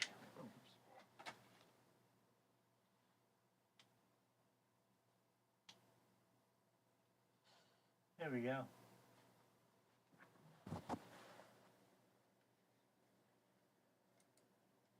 Okay, there we go. I get a wide angle shot of everything in There we go. Okay. Yeah, sorry about that, man. I guess I did hit the power and accidentally unplugged it. It looks like the culprit. Sorry about that. Anyway, that's kind of lame. So anyway, but yeah, isn't that just freaking like the most scummiest move you could possibly do with somebody? Like you actually go to the point of actually getting them to unlock their phone for you, so you can take it from them and then make sure they can't put the password on it as you put it in an evidence bag, and then they still can't call their lawyer. So my God, that's. These are the people that are keeping us safe, as tell that to Peter Navarro and tell that to Steve Bannon, tell that to, how many people got, early morning raids that were, filmed by the news crews that just happened to be tipped off from MSNBC or CNN to make sure they were there to catch them getting handcuffed in their underwear and thrown into a police vehicle in the middle of the morning, and it's so sick. It is so sick. And so that's why, when it comes to these bigger issues where someone might have a little cause for concern, because one thing that James has been saying for a couple of days now, and in some of the interviews I've seen him in, is that one of the theories he has, he says that, this is just a theory, but he's just throwing it out there. Is like, what if, people that they realize are going to be trouble when they're coming into the agency, they're like, hey, we just want to take you down to a skiff real quick to show you some important information you should know. And so they bring them down to a skiff where, you can't remove any materials. It's a secure facility for just intelligence and classified information and things that you aren't supposed to be browsing through. And then they sit them down and they show them the Kennedy assassination footage, and they're like, by the way, so just so you know, what we're capable of if when someone isn't going along with what is going to be best for the company, and not the company, the agency, and for the country as well. This is serious. This is just want to make sure you understand the gravity of this role that you're getting into. You wouldn't want to get on the wrong side of the agencies, and I mean, who knows? But it doesn't sound out of the realm of possibility. I mean, it really doesn't, because if you were to try and figure out, okay, what would intimidate somebody into silence in a situation like that, that would definitely do it. So anyway, and that's the thing with James O'Keefe, is that I've never seen him. I mean, I've seen him get excited about stories that they're going to reveal. And I even remember at one point when he was, what was the story? They were covering the facilities that were getting used for housing illegal immigrants, and they had a number of people on the outside that were trying to get information about what was going on inside the building. But inside the building, they had a guy who was posing as an illegal immigrant who spoke Spanish and was able to kind of get in with some of the people that were getting moved to either a different facility, or they're getting dropped off somewhere after they left this one. And they were telling them about the process of where they came from and how long it took and what happened after they got to the country and yada yada. And it was just as bad as you would imagine. It's all stuff that we more or less know now about how they essentially, especially after the CBP1 app came out, because then it was like, okay, you do this and you come in and it's fine. And so James and his crew were they're hoping to interview as many people as they could, but they weren't really as successful as they really probably hoped they would be and thought they could be. But either way, the main point about this whole experience here with James is that, like I said, he doesn't rattle. He was on his, because he talks about this a lot. He believes very strongly in citizen journalism. He believes very strongly in the ability for your average citizen to wear a hidden camera and to go around and just catch footage if you can. Catch footage of something important that could be happening. Take an opportunity, if you can take an opportunity to talk to someone up high in an organization somewhere, and take the risk and just do it. You'll have it in a casual setting like that, especially with someone who's just an American citizen who may see themselves as the moral superiors to. If you can...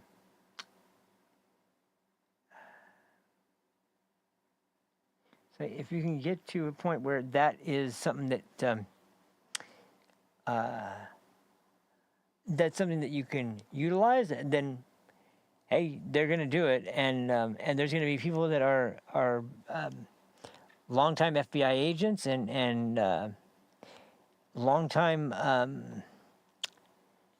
members of law enforcement in general that are going to go along with it just because they feel like they have to. So anyway, there's I think there's one more about James that was, I might be wrong. I want to make sure because we have one other story to get to, and I really want to get to it because this one is this one hits really hard on me because it's something I've talked about. I've never talked about it on the show yet, but it's not because I haven't thought about it. It's just it hasn't really been something that's been talked about, and it hasn't been something that is really at the forefront of the attention of a lot of the American people all the time because, number one, it's obviously not happening in this country, but regardless, it's happening to people that don't deserve anything on this level going on, but geez, I lost my train of thought. Hold on.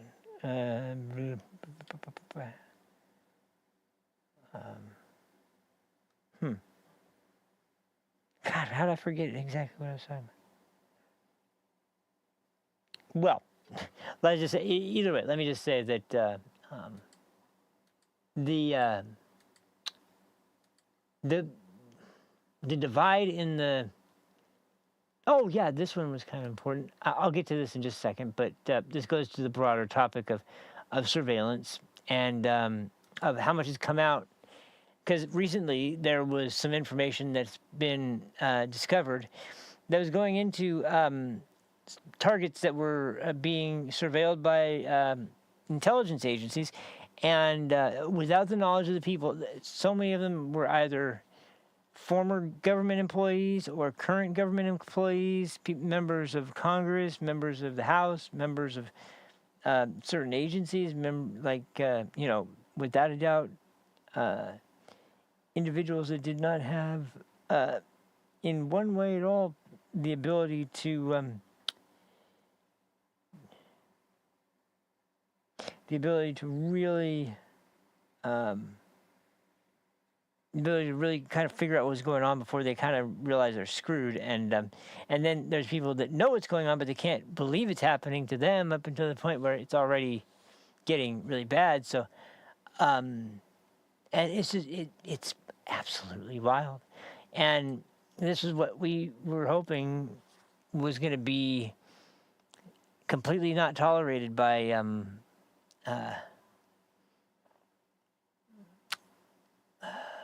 completely not tolerated by the people that we were voting for this time around, and who is going to be nominated under this president.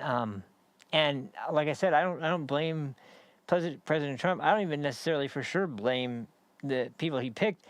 In a lot of cases, there could be good reason why they are as walking on pins and needles as it seems like with their answers to a lot of these questions, because these are people that have fired back with some of the most incredible zingers that they throw out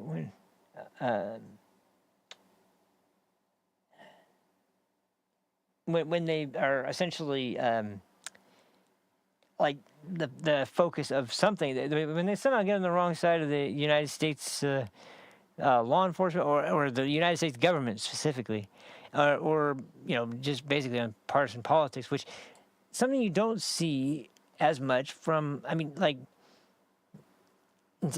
can say one thing, with all the talk of dictator Trump, like, I haven't heard of anything like that happening under his watch. And all they want to talk about is how he's deporting this group of people, deporting this group of people, blah, blah, blah. These are all, they're all the people you let out of prison and were in the country illegally and have been in the country. It just got discussed very recently that, I can't remember who it was. I think it was the guy who killed Jocelyn Nungary, I believe. I think that was who it was.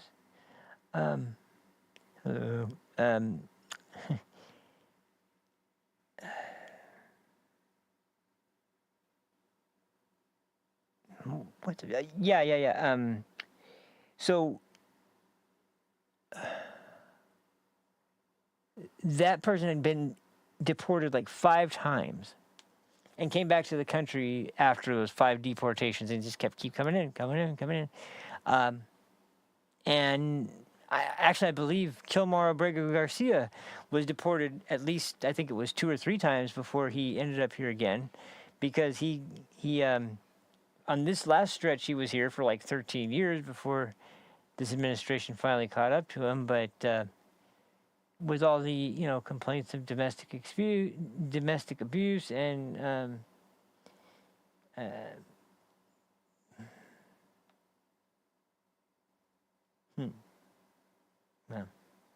anyway, so let me get to. There's a couple more I noticed. Just they're not very long, but they're just further details into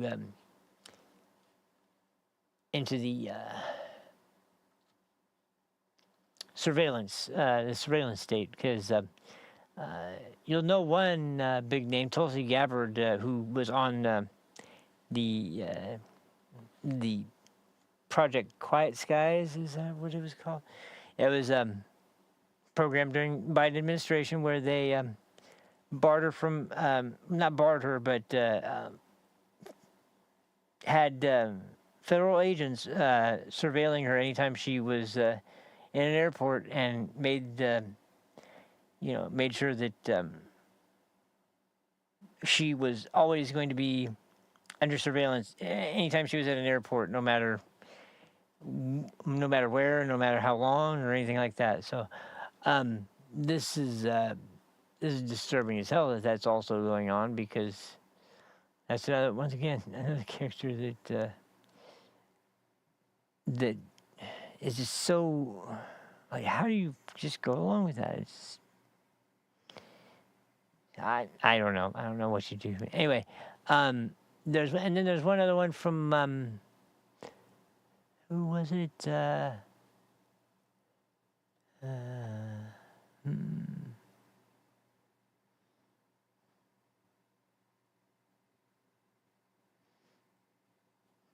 I can't remember for sure.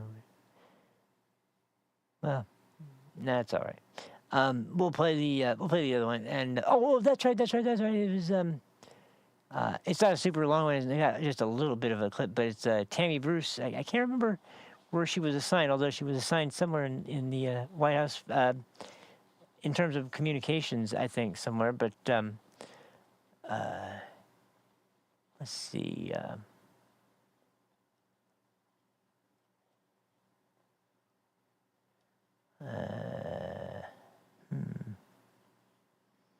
Where are we?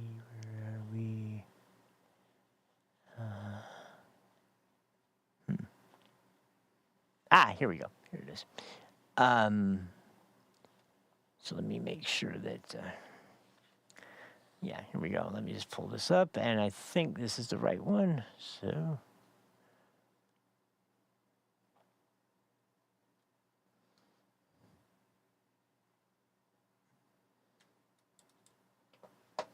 That building. of social media posts to identify them as purveyors of disinformation. We are going to turn over these dossiers to the individuals. We know that the best way to combat disinformation is freedom of speech and transparency. Secretary of State Marco Rubio revealing the Biden administration's State Department was secretly tracking Americans they believed were, quote, vectors of disinformation. Hello, everyone. I'm Alicia Acuna. Sorry, one along thing with real quick. Guy Just like, once again, that was like the key word for doing anything you wanted. Once somebody was a vector for disinformation, that means, oh, we got to pull out the big guns, guys. That's some real trouble there. And I can't believe what kind of things were done in the name of misinformation. And then when you get that fucking bitch, I'm sorry, that fucking bitch, Nina Jankowicz, sitting there in Congress trying to insult Matt Taibbi, of all people, who's got more integrity and more honesty and more actual good intentions and actual desire for the country to do well than she ever has even dreamed of in her fucking pathetic life. But to have the freaking gall to insult Matt Taibbi while you are standing there, sitting there, in Congress, trying to convince all the senators that actually all you guys on the right, you guys should be ashamed of yourselves. You're all vectors of disinformation, and you probably work for Putin and that evil Rudy Giuliani. It's all his fault and all Trump's fault, of course. And it's like, and then Matt Taibbi, who actually has, by the way, lived in Russia and was there during the time where Putin came to power and knew tons of journalists who were trying to expose the corruption and were killed. And I doubt Nina Jankowicz has done anything at all like that in her life. As a matter of fact, I doubt Nina Jankowicz has done much with her life other than be a nuisance and a pain in the ass for people that are actually just trying to live their lives. But this excuse of misinformation, and it's just so insulting because it goes back to like this idea that we can't possibly expect the population to know what's true and false unless we tell them. They'll believe any kind of misinformation that some fool on the internet who doesn't know what they're talking about. Yeah, sure, okay. So all those fools, like the ones that draw 10 times the audience that your precious legacy news channels like CNN and MSNBC. Yeah, those ones that are far more capable of reaching an audience and actually providing them with something substantive and grounded in reality to think about, as opposed to your actual literal propaganda machines that are running nonstop about how it's the evil Republicans' fault no matter what. Like, it's so... I don't know what the...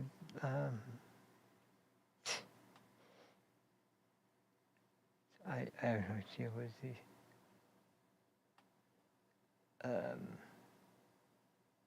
well, anyway. Sorry. Sitting here trying to think of that. But anyway, so let's get back to this. I'm sorry, I didn't mean to break for that long, but... the misinformation thing, whenever I hear that, it's like, I got to throw in Lisa something. Booth and Joe Concha. This is a brand new hour of the Big Weekend Show. Rubio was referencing the, quote, Global Engagement Center, an office within Biden's State Department that kept these dossiers on Americans they believed were spreading so-called disinformation, even keeping a file on a current Trump administration official. Investigative journalist Michael Schellenberger says he may know which Trump administration official was being monitored by the State Department. None of us knew that they had files on specific people. By the way, if I had to bet, I bet actually that file was on Robert F. Kennedy Jr. since he was so heavily targeted and censored. Man, yes, that's the kind of thing you would expect from a political operation, or to actually use where that stuff comes from. It comes from CIA operations abroad where they identify persons of interest. The American people need to see these documents. And that's really where a lot of FBI issues stem from, is the idea that when they became this agency that wasn't focused anymore on being law, what's the word? Federal law enforcement agency. So a law enforcement agency just like a sheriff's department or a police department, but a national law enforcement agency that answered to people in the capital and of the country and were a little bit higher of an authority. And they moved instead to these sort of CIA types of counter-espionage, counter-terrorism, counter-surveillance operations. But because they operate within the United States still predominantly, they start using the types of tactics that the CIA would use on foreign enemies on American citizens instead. That was really where all this got completely out of hand and turned into something that was never what at least what the people who came up with the agency really intended. I mean, I'm sure people in the, well, if you aren't aware of the name, just look up the name Alan Dulles and look at what he was kind of up to when it comes to the FBI, and especially when we get towards the middle of the 60s and 70s, like around the Kennedy era, because, man, a lot of people believe it was because of maybe not Dulles himself, but Dulles's FBI, and particularly those who were still loyal to Alan Dulles that were still in the FBI that had something to do with Kennedy's assassination. So just something to think about. But, like, it really ramped up, no doubt, after September 11th. And strangely, it seemed like it peaked out for a while there, and it kind of went, kind of up and down and up and down and up and down. And then, so it's just,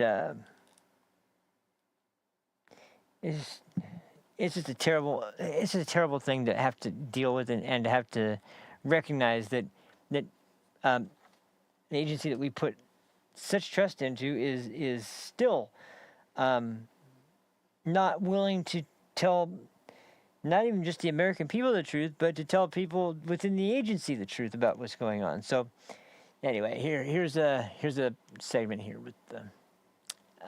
with Tammy Bruce. Rubio shut down the Global Engagement Center last month. And joining us now, live for reaction, is State Department spokesperson, you know her well, Tammy Bruce. Tammy, what can you tell us about these dossiers? And was RFK Jr. the Trump official? Well, I can't tell you who was targeted. I do know, just will remind you what the secretary said during that cabinet meeting was giving that person a chance to speak up if they wanted to because of privacy issues. And also the trajectory of where things like this, files like this may go. And so I think what's important, though, is the realization, really, that this a bureau, and it was a big deal over the last several years regarding, quote, disinformation, certainly during COVID. And it was ordered to be shut down. The Biden administration was ordered by Congress to shut it down. And what they did instead, Alicia, was to rename it and shuffle people around. And they kept doing it. So when we were speaking, of course, we saw what happened to President Trump. We saw what was going on with the American people, the nature of how certain media was being shut down on what was then Twitter.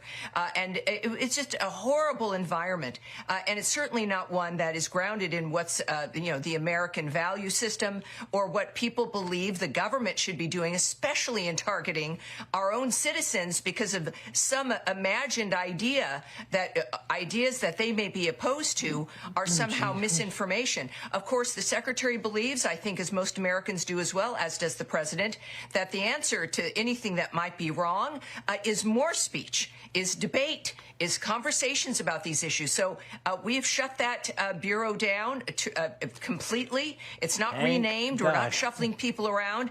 That is ended. And of course, we're not going to stop there. This is a major issue, and we'll see where this goes. But I think the American people deserve better, and they're going to get better.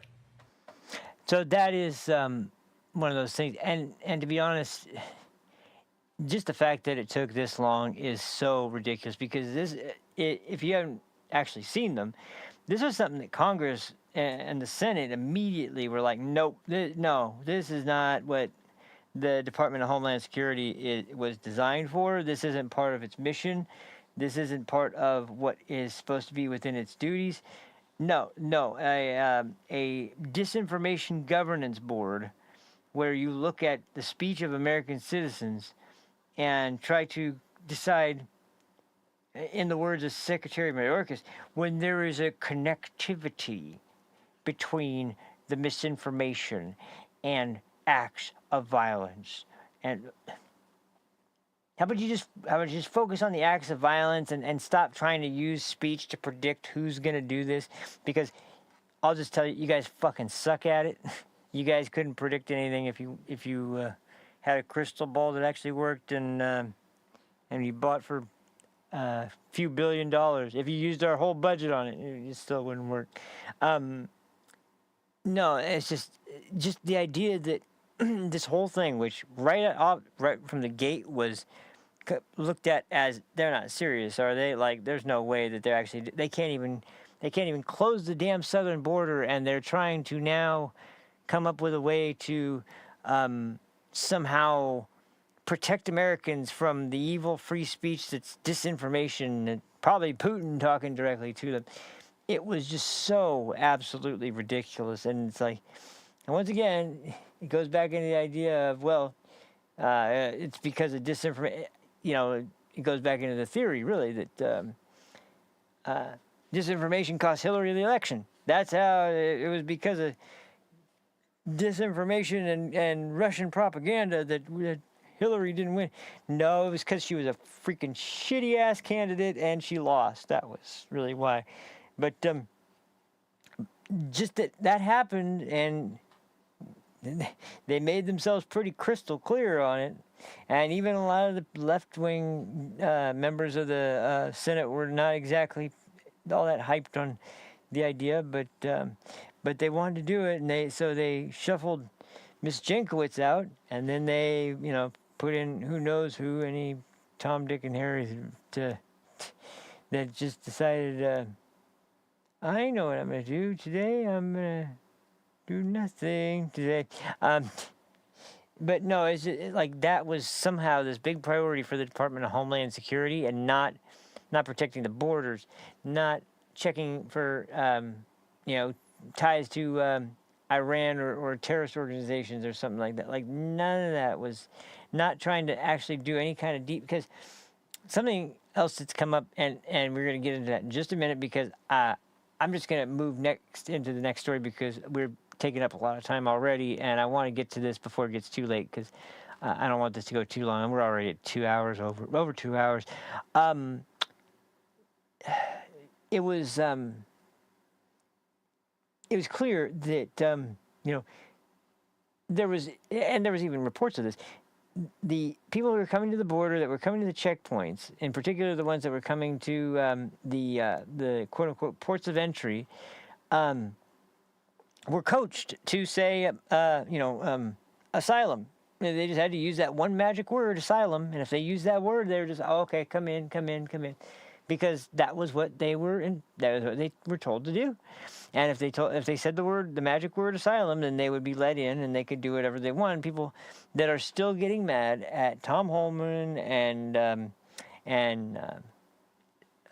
Secretary Noem and freaking any ICE agents that are doing their job, which, by the way, I'm not going to get into the story today because I just didn't have time. But the absolute idiots from Congress that I might try to play part of this clip because it's so funny, but the absolute idiots that decided, they were going to storm a building. All right, they're going to storm this ICE detention facility, and they were there to do oversight, though, and to make sure that all the migrants were okay. No, they were there to cause a scene and make trouble, and they did just that when, they had Mayor Baraka with his claws and his sharp teeth. Oh, that was a different Baraka. Never mind. When they got Mayor Baraka to get arrested, and then you have this big, fat Congress lady that is just running and bashing the back of ICE agents in the head. It's absolutely ludicrous, and that's their behavior when they're not getting their way, when they're not getting exactly what they want, and they wanted those immigrants to be in there, and if they can't get them in, they're gonna pretend like, well, we're just going to go conduct oversight. And I don't even think for a moment that like they wouldn't do the same thing that those judges were doing, which I'll try and get this footage at some point too, although I hope I can find it because I should have saved it and I didn't, which was really stupid. But this idea that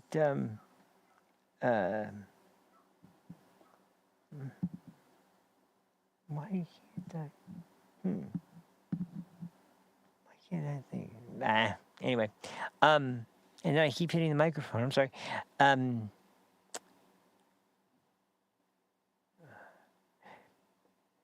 Well, you know, I lost my train of thought on that one too. Jeez, I'm getting so deep into these that it's just I'm just getting too frustrated thinking about it. But anyway, that part about asylum, keep that in mind before we go, because we're going to get into this story really quick and hopefully cover a little bit of ground at least. I might have to talk about this a little bit more tomorrow because there's a couple notes that I think are really worth hitting on this story. But we're going to talk about the South African farmers and what's going on there, and why the efforts against this this sort of attempt to bring in these people to make sure they're out of harm's way and not going to be murdered for their land, and why we're making an effort to bring those people in for safety reasons. The idea that that's in any way, shape, universe, or dimension of any kind, the actual truth of the situation, anyone who believes that is so either lying to such a ridiculous degree they look absolutely foolish, or too stupid to not know that that sounds like complete horseshit. Like there's no, it's just, oh man, it's unbelievable that well, when you look at the migration that happened and the migration that's happening right now, and then you see someone bring in people where there actually is a claim of asylum that's pretty legitimate, and people are pissed. Why? Well, there really is only one reason. I'm sure you all know what that is, but we'll go over that in just a second. I'm going to go grab another drink. If you guys want to take a bathroom break or grab a drink yourselves, go ahead and do that. We'll take about 5 minutes or so, and I'll be right back. So go ahead and take a break for about 5 minutes. I'll be right back here with the next one. And like I said, I just got to get to this one. So I'll see you guys back here in just a minute.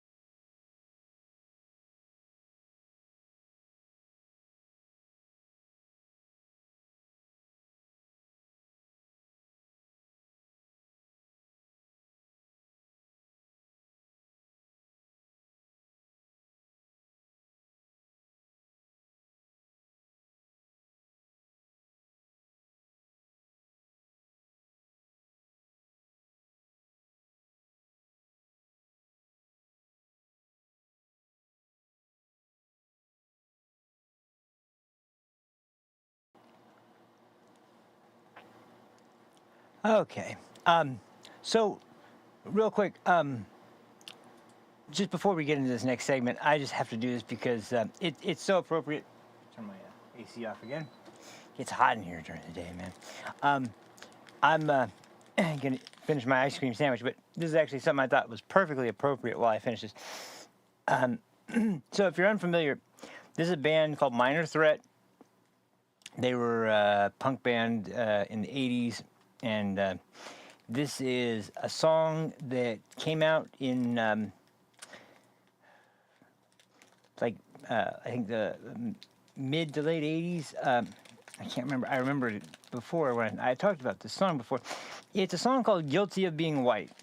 And there's never a more appropriate time for it, because as we get into this next story, I think this is probably this is probably the anthem for this next story. And I know, screw it, I'm just going to play the song anyway. There's lyrics are on screen during this version. So, what I'm going to do is I'm going to go ahead and play this track real quick before we move on to the next story, so I can both eat my ice cream sandwich and we can listen to these tunes together as we get prepared for this next story, because it's really it really is fitting, and to think that this song was made in a time where it wasn't even close to as bad with the racial tension as it is now. It's like the late 80s. This is, and by the way, Minor Threat, their songs are all very fast, very hard, very raw, and very short.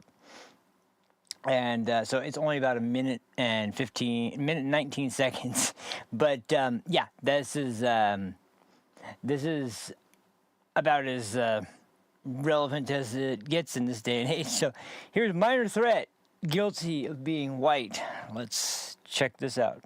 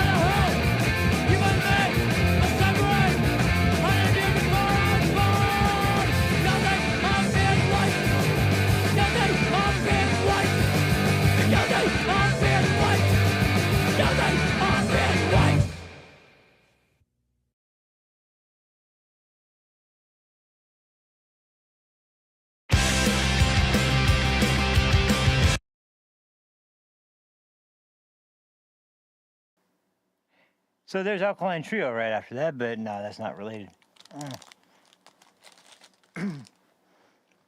But I guess you can see why that song sounded fitting to me at that point, because, well,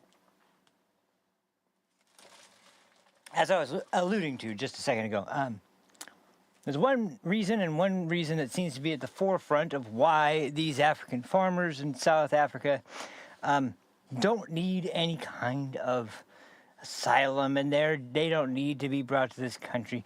And why are we deporting all these people without due process, or bringing in 59 people from South Africa who are white and have farms? And it's all so I mean, what blows me away is that, like, you want to talk about like blatant undeniable racism that is right there in front of your face in every way, shape, or form. right here, I mean, like, the suggestion is that I mean, the suggestions are all over the place and they don't make any sense. But here's what really gets under my. Well, we'll go through a couple things first because there's some seriously big reasons why I have a major problem with this, and one of the biggest reasons is I'll just say right now, I've been following this for a while, and at every step, people have turned a blind eye to what's been going on. In fact, there's a specific song that we're going to be talking about. The song at one point was outlawed in the country. You know, you weren't supposed to actually sing the song in the country, but it didn't stop big parades that were marching down the street from singing the song. I mean, they were singing it anyway, and they weren't, you know, in any place to do anything about it when the so-called, you know, government sent, you know, police or whoever to apparently, you know, they didn't send anybody. They didn't care. And this is the part that is sick as hell because you see now, even today, there's big rallies about and it's not ambiguous. It's not at all, you know, hiding its intention. They want to kill all these people and take their land. And one of the big reasons why, regardless, is that you know, before the land was taken care of by farmers who knew how to take care of the land,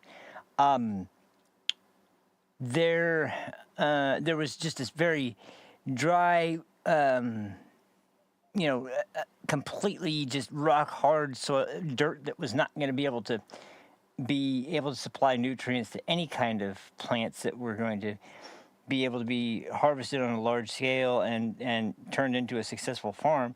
And this is generations now of people that have worked and created the conditions for it to be successful and for it to be able to provide food to the entire country and even to other parts of the continent. Like, I mean, they're not in any way, you know, farms that aren't successful. But this is like, you know, there was people talk about how this was an apartheid state. And once again, you go back to Minor Threat with the last song, you know, as I was saying, you know, I lynched somebody, but I don't know who it was. I blame me for slavery 100 years before I was born. And it's like, it's the same thing. It's, you know, well, people committed apartheid in this country. Okay, well, it's not the white people that own the farms today. So why are you going after them? Because they are having some sort of success in South Africa. And I hate to do this, but I can't resist. There was a documentary. It was very controversial, but you know me, I like controversial stuff. I'll bring it up. The documentary, the only reason it even exists, I think, or was allowed to be able to be produced and distributed is because the people that are criticizing the African people in the movie are Chinese. And they're not American or white, so they can say whatever they want in this particular sense. But you'll see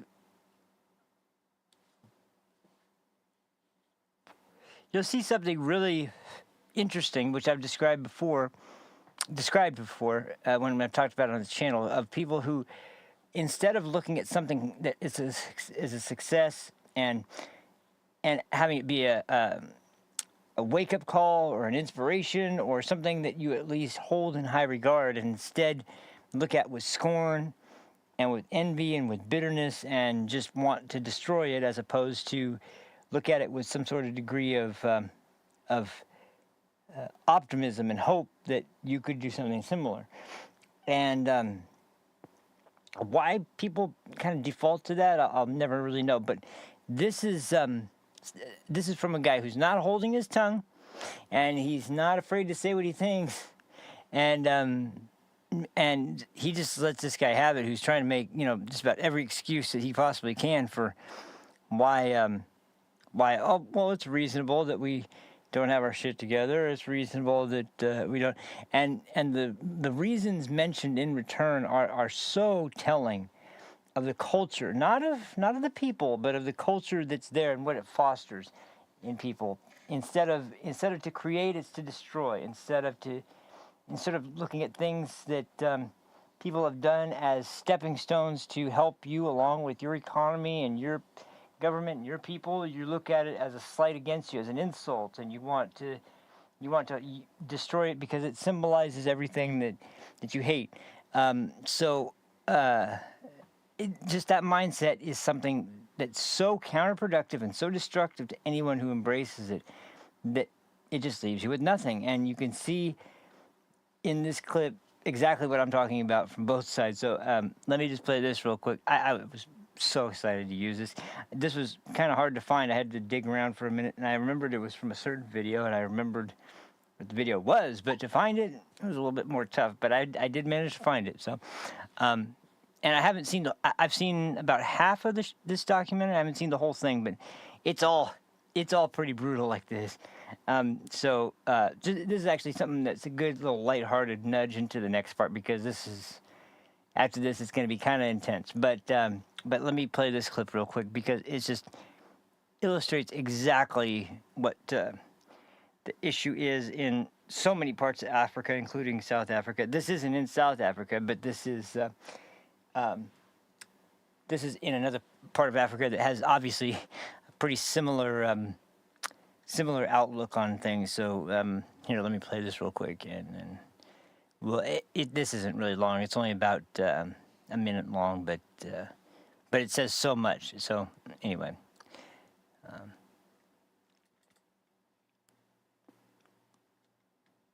Okay. Oh, hold on.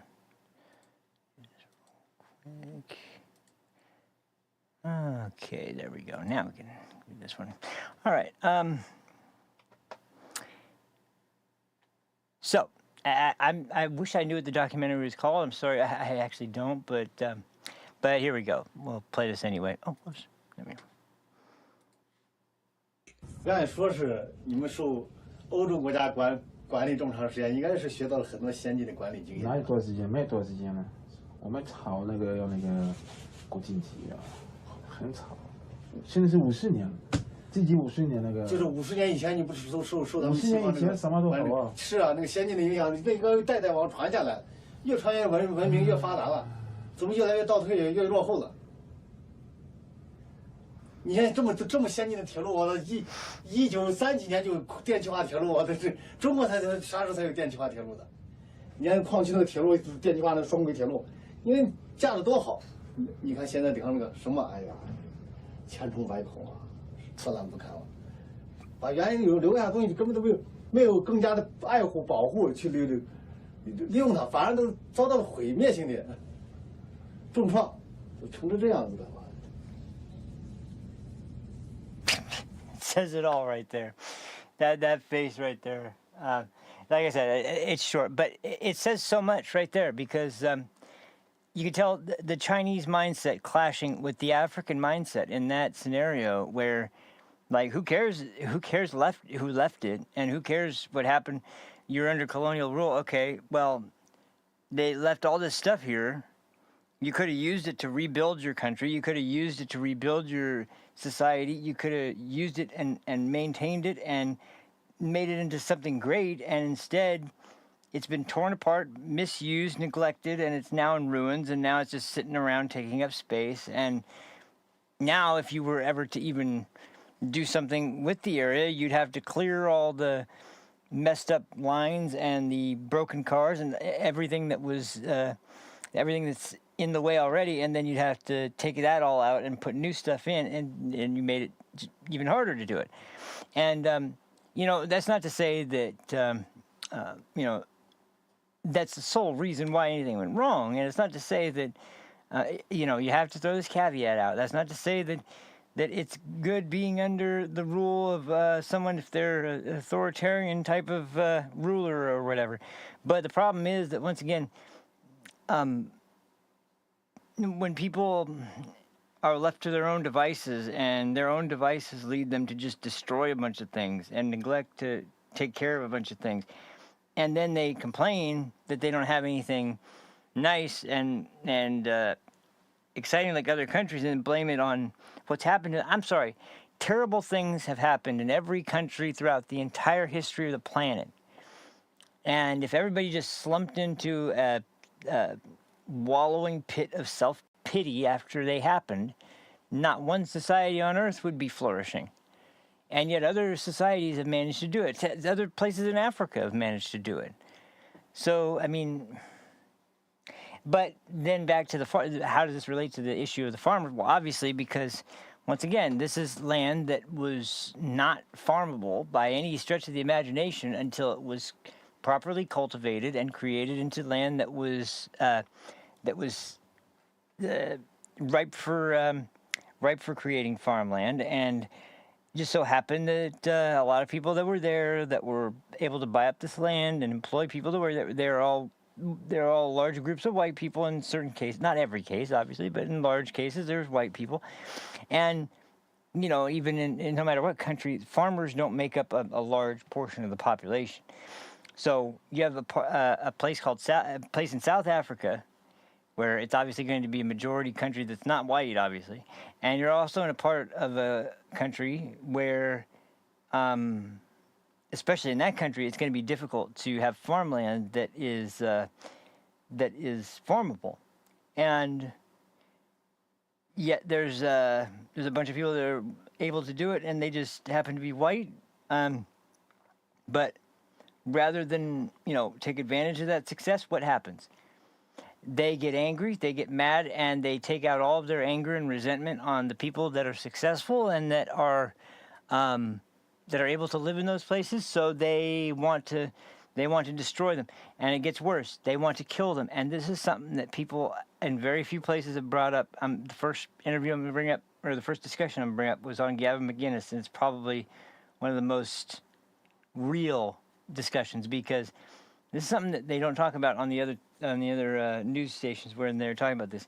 This isn't just cases of murder for farmland or destroying farmland. These are families or extended families, large groups of people, all living on farms. They try to take the necessary precautions. They try to raise barricades.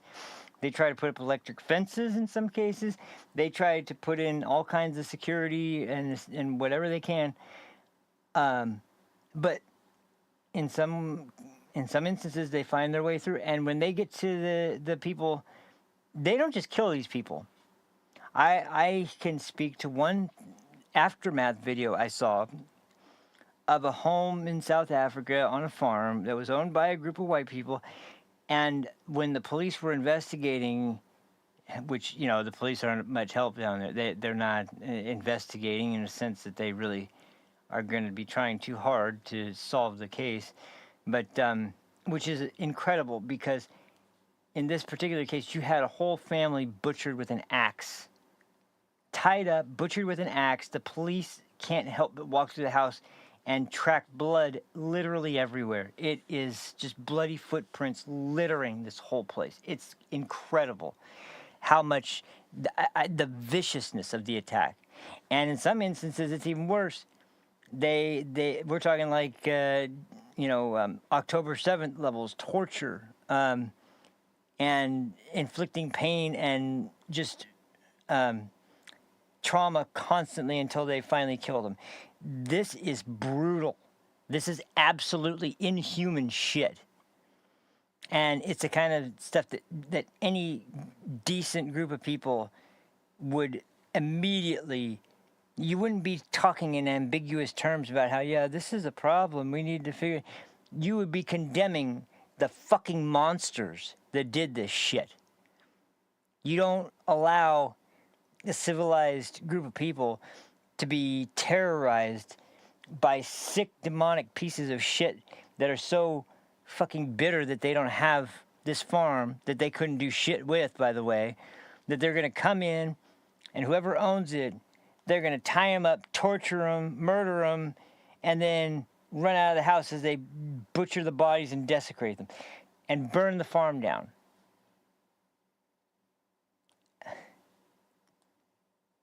And then as the icing on the cake, then you get some piece of shit liberal on MSNBC who's going to sit there and make more excuses for these fucking pieces of shit. I'm sorry. I'm going to go into rage mode here because, you know, it's not enough they're singing songs about killing white farmers. It's not enough that that was illegal, but they did it anyway. It's not enough that it's happening all over the place. We have to start bringing up crime stats again. Well, it's just a minority of the population that this is happening to. I mean, it's not like it's happening to this huge group of people. This isn't a genocide. This isn't a...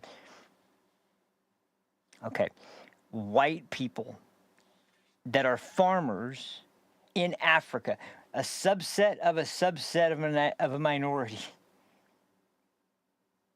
I would say any amount is too much in one case, but if it's enough to even establish a pattern like that, we're talking about something insanely sick. And so once again, like, you got to understand, they don't give a shit. This isn't about humanitarian efforts of any kind. This isn't about some stupid asylum bullshit. This is about them trying to find Democrat voters, as it always was, and redistricting and bring, you know, because these people came in, they know how to speak English, they love America already, they came in waving American flags, and they came in and thanked President Trump for getting them out before they were hurt or killed. And so all three of those things are symbols as to why the left would hate them. But the fact that that's not condemned by every single news media organization in this country is once again just a great example of how the hell would anybody trust any kind of organization that demonstrates a moral compass like that. I mean, that there's not one thing that anybody could say that could justify that kind of insane bullshit and be considered a reputable source for news and information after that. No, you kind of have lost all rights to call yourself anything of the sort because you just completely bullshitted your way through all the announcements you've ever made about any kind of good reporting you do. This coming from the type of media organization that won Pulitzer Prizes for the Trump-Russia collusion story that won Trump the election and was turned out to all be bullshit, but they still kept the Pulitzers and their awards and all the stuff they got for the brave journalism they conducted. Yeah, real brave, you know. Meanwhile, James O'Keefe gets raided by the FBI and gets persecuted by top law enforcement agencies in the last administration, and well, he's just somebody that is deserving of it. He doesn't trust science. He doesn't trust the institutions. He believes in misinformation. It's sick. But anyway, I thought I'd play Gavin, but there's one other one that I think would be maybe a good lead into that. But let me see real quick. 'Cause how long is this? Let me see if I can find out real quick.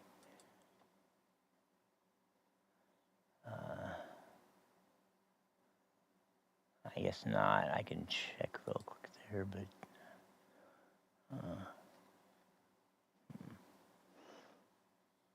well, let me see. I know I have. I actually have several videos on this, but the two I wanted to get to were. You know what? I will go ahead and do this one first because this one just is. This one's more about the media and their response to it and how sick it is, and then we'll have Gavin kind of wrap this up and tie it into a bow with his discussion because that discusses the more human element of it, which is the more important part, and goes into detail. Which, because by the way, there was a couple of documentary filmmakers, including Lauren Southern, who did a documentary on this several years ago. I think it was during or near the end of the first Trump administration. So, and once again, this has been going on since then. I remember first hearing about this around the time when Portland had just started going under the that had just started falling apart because of the riots in Portland, Oregon, and I know it had been going on for a while since even before that. But there's this Antifa guy who's trying to debate. It was Mr. Medicare, as a matter of fact, and when it got to the subject of the white farmers, there were people that couldn't hold their tongue about how they're singing the song about how they need to kill the white farmers, and the guy tries to say that song has been outlawed. They're not. The law prohibits them from singing that song, and the guy, well, that doesn't stop them from singing the fucking song. And it's like, of course it hasn't, because they don't care. They're going to sing the song. So anyway, but first, let's hear from the perspective of the people who are actually racist and don't care because they're white people. So, and this is just like, because for a fact, if it wasn't white people, this would be, these people would not, and they probably wouldn't even be talking about this because they wouldn't want to give President Trump any credit for doing this. But I guess we'll never know for a fact about that one, but we do know for a fact because they're white and because President Trump did it, that, it must be because of his racist tendencies to, that's why he went around and just found one group of white people. It's not like there's other places around where white people might be persecuted, only here, but he happened to find this one, and that's why he's doing it. So anyway, it's so sick. It's amazing how disgusting people have devolved into this level of just tolerating this kind of shit. But here we go. Here's your Exhibit A. So as a matter of fact, here we'll just do it this way. Okay.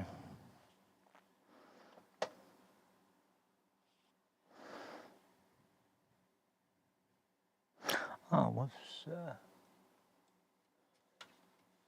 I didn't start it, that's why.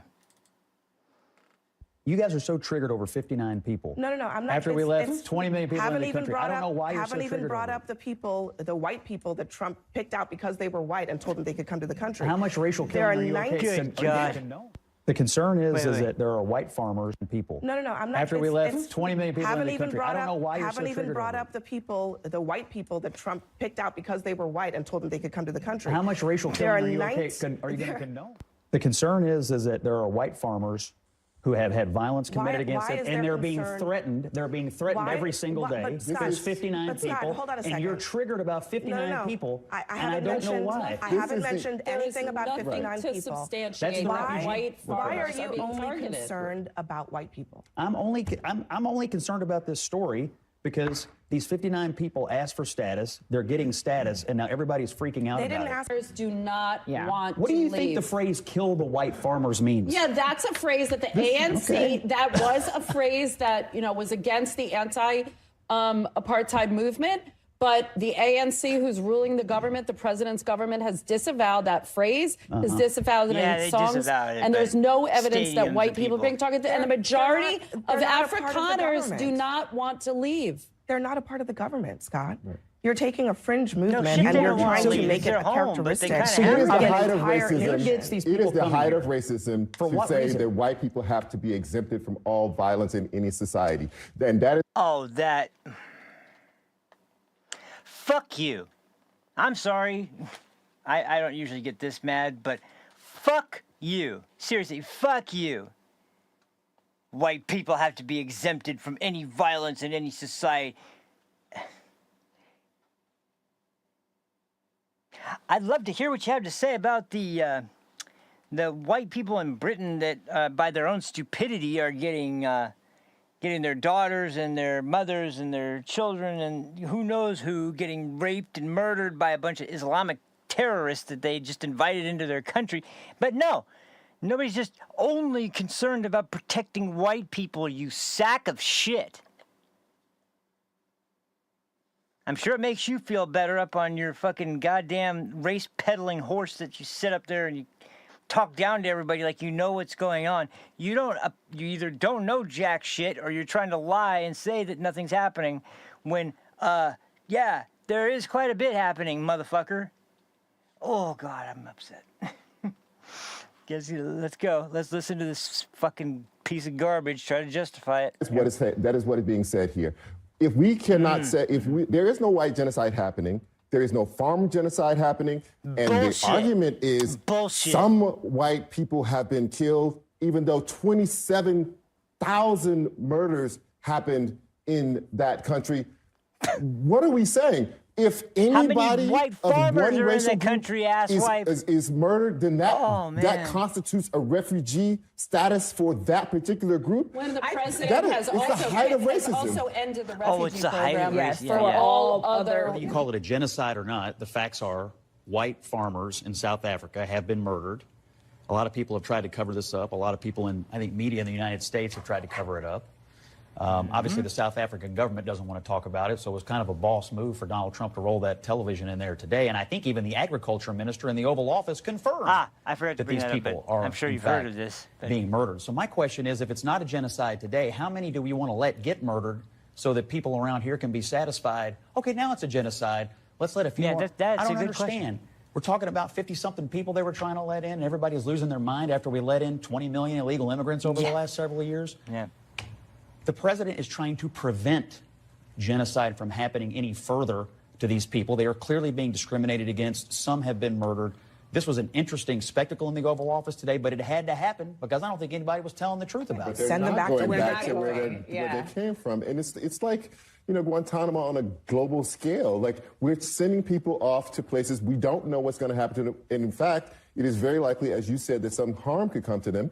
One of the people who were sent to South Sudan, in the report that I read, was from Myanmar, whole other continent, 4,000 miles away. Does he speak the language? Can he access any part of their judicial system? I don't know. Could he speak our language? Could he access any of our? Oh yeah, of course he could access our stuff because he had every beck and call. This is kind of like an orchestration of cruelty as a deterrent. But I don't think that we should be in the business. A sick piece of garbage. Creating, of deterring. I'll finish if you let me.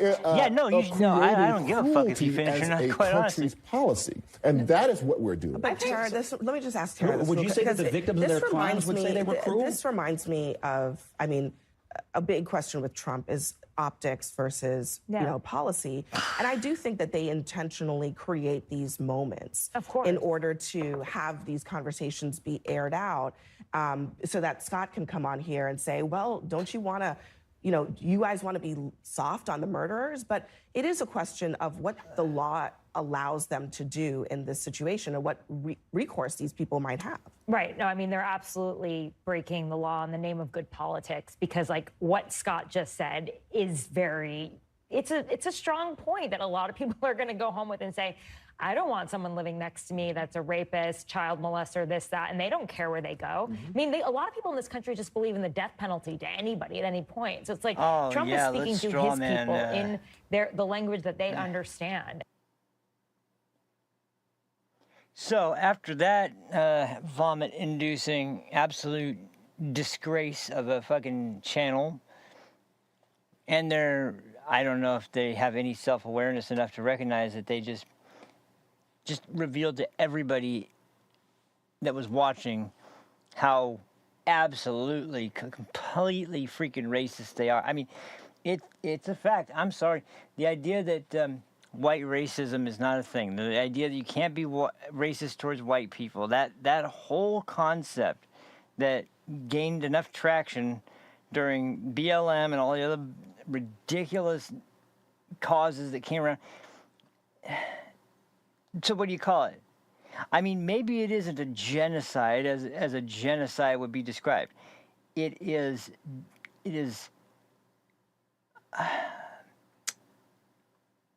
what we would call hate crime. I guess at the bare minimum, it is hate-based killing. It is killing based on skin color.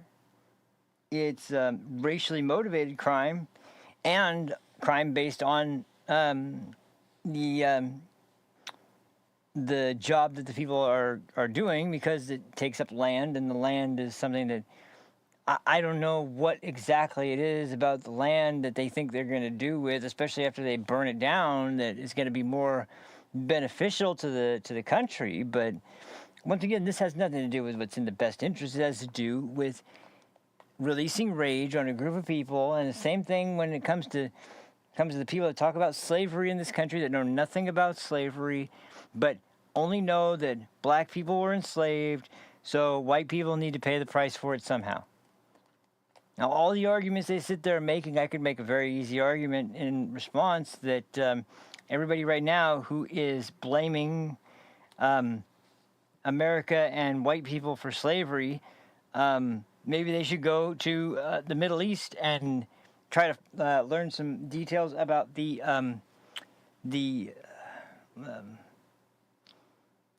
what is it? The Islamic slave trade. Because, I mean, it was as brutal as the transatlantic slave trade was. The Islamic slave trade lasted longer, was far more brutal, and even by the standards of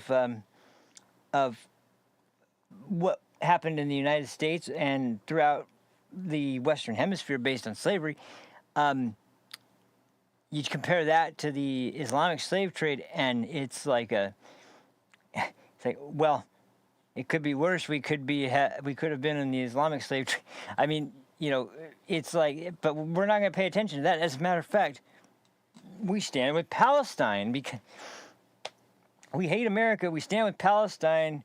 We hate slavery, but we don't mind the Islamic slave trade over the transatlantic slave trade. And a large portion of it is born out of ignorance. But when you are saying things this incredibly radical, you better know what the fuck you're talking about. I'm just going to play this one last clip because this is a good way to counteract that absolute brain rot that we were just watching. And like I said, this is a clip of Gavin McInnes discussing. This goes into a little bit of detail about when the president of South Africa came to the Oval Office, and Donald Trump, who had just admitted the 59 people from South Africa who were literally, I guess if you don't want to call it genocide, you can say they're fleeing persecution. You can definitely claim that. So you can call it asylum under that banner without an issue, not a problem there if you actually are telling the truth. But anyway, this is Gavin McInnes, and he's going to discuss that and a little bit more honest of a discussion about what actually is happening in South Africa. So we'll put that on right now, and then we'll probably call it a stream after that because, man, this was a long one. But I knew it would be a long one. We're going over 3 hours today, everybody. Here we go. Let's go to, where is it? It's right here.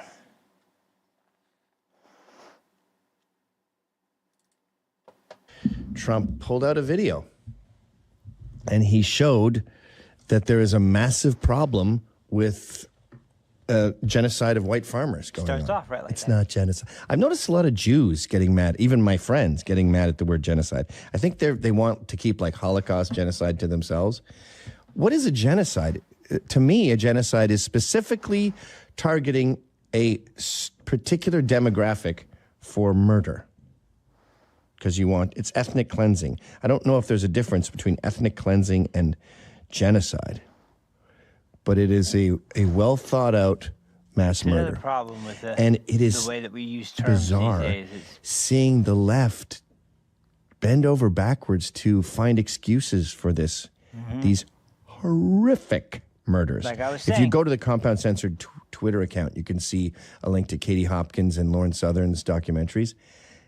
They're not for the faint of heart. Do not watch them if you're eating dinner. Yeah, like I said, but, this is horrific Suffice stuff. to say that it's really bad. But what these dummies are doing now is they're ignoring per capita. And they go, there's lots of murders in South Africa, okay? It's the murder capital of the world right now. And most of the people dying are black. Yeah. Like most lions that get bit to death are killed by lions. Polar bears eat polar bears, especially if they don't like the cubs or if they're hungry. These animals, rats are constantly eating rats. So yes, blacks in South Africa are constantly killing other blacks, but the whites do a little bit better than them. I'm not even getting the per capita argument yet. They do a fair amount better than them because they have the most insane security systems. Every South African's home, every white South African's home, I should say, looks like a prison. It's got steel gates. They look like compounds. Razor wire. Really. It's got electric wire. I was just talking about, electric fences. And then there's guns and all kinds, and there's different layers. And then even if they can make it to the house, the rooms have bars. The rooms are individually locked. And yes, they manage to live. So it's like saying that the people in Walking Dead, they're fine. Most of the people that are doing badly in Walking Dead are zombies. Yeah. But that doesn't mean that there's not a problem going on. Just because it's sort of like the war on Christmas in a sense. They go, well, Christmas is still around. Yeah, it's not doing great. It's getting attacked. I know, even if it is doing great, it still doesn't mean it's not being attacked. And then, of course, the per capita argument, which has become the most complex mathematical concept since E equals MC squared, which is there's obviously not a lot of there's a lot of white farmers in the farming community, but as far as like the population of any city, any country, anywhere, yeah, the farmers are going to be a small portion of that because they need lots and lots of land. You go to the projects and you can fit 10,000 Puerto Ricans in one building. You go to rural Wisconsin and there's only a few dairy farmers every 100 miles. Can you grasp that concept? Okay, now I have something else to try to explain to you. Their grasp, to be honest, Gary. People are getting in their vehicles and going out to those Wisconsin dairy farmers and torturing them to death. Yeah. With the complicity of the South African government. Go, do it. Shoot the ball, shoot the kid. I think it's in the Lawrence Southern documentary. You see them with these strange sticks sticking out of their backpack? Oh, check this out. Those are very expensive pieces of technology that are cell phone jammers. They have been supplied by the South African government. I mean, it's the president there, Cyril Ramaphosa. Sons of bitch. He's not a communist, but he's a socialist. Same thing. And everyone's putting on Julius Malema. Is that his name? Yeah, Julius Malema, and saying he's the head of the Communist Party. Of course, he wants to take all the land and then repackage it and decide who gets what. From a black doctor's apartment to a rich mogul's compound. But that doesn't mean Cyril isn't talking about the same kind of shit. Cyril's also talking about land claims. So to say most of the crime is not the white farmers is the dumbest thing in the world. All right? They are maybe white farmers, not just whites. They do that too. They go, whites are doing fine. Yeah, how are white farmers doing? We didn't just say whites. But you guys all know this.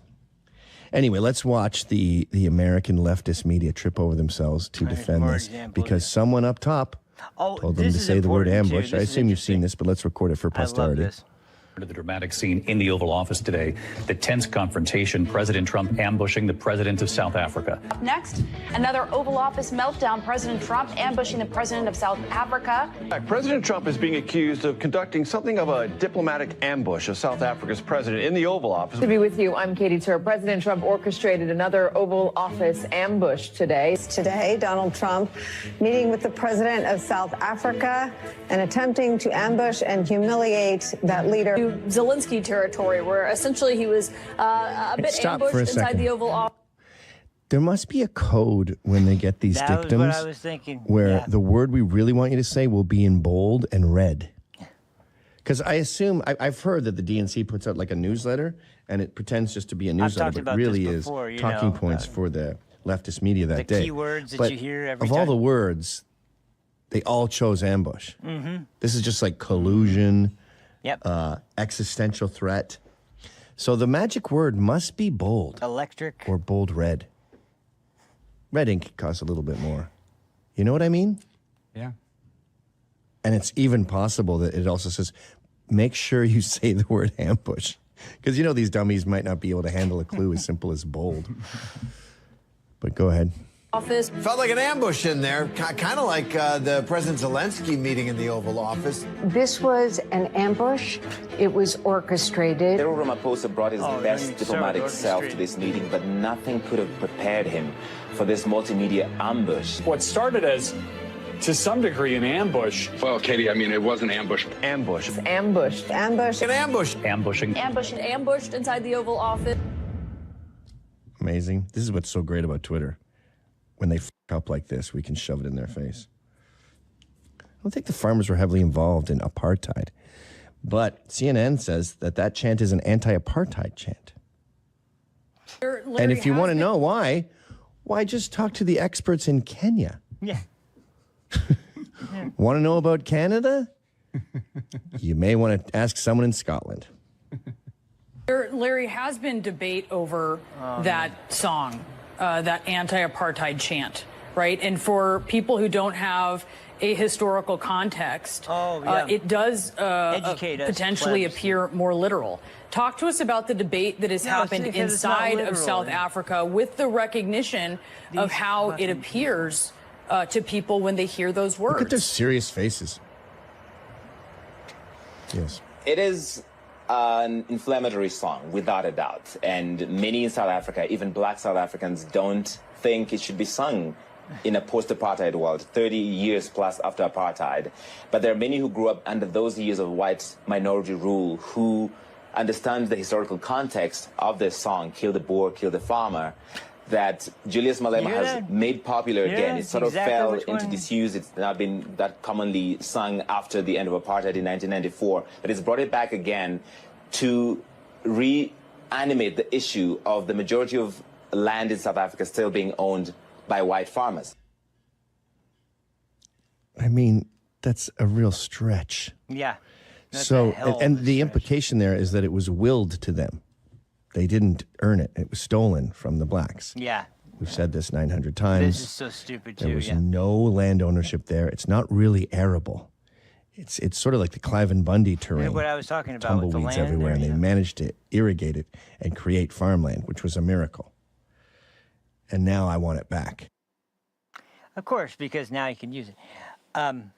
I thought he showed the clip in the Oval Office of the ambush, but he doesn't. It's not important for the story at this point. But anyway, just the fact of the matter is that that it goes back to what was said a little while ago about how you get 20 million illegals crossing the border, and they're of all races and all different countries, and who knows what. Some from China, some from Iran, some from tons of countries that are not friendly to us. And those are all fine. And now they're mad that they're getting deported because they didn't have due process, even though most of them, if not all of them that are getting picked up and removed, have final notices of removal. If you lived in this country and you had a final notice of removal and you're out there partying, having a good time, living your life, and you get caught and busted and taken away, sorry, you were doing something stupid when you were told to leave a long-ass time ago. I don't, pardon me for not feeling so sympathetic to the fact that you were just hoping to lay low and it all blow over, but no. No, when people decide that, we're tired of our country being trampled on, and we don't, it's doing it again. What the hell?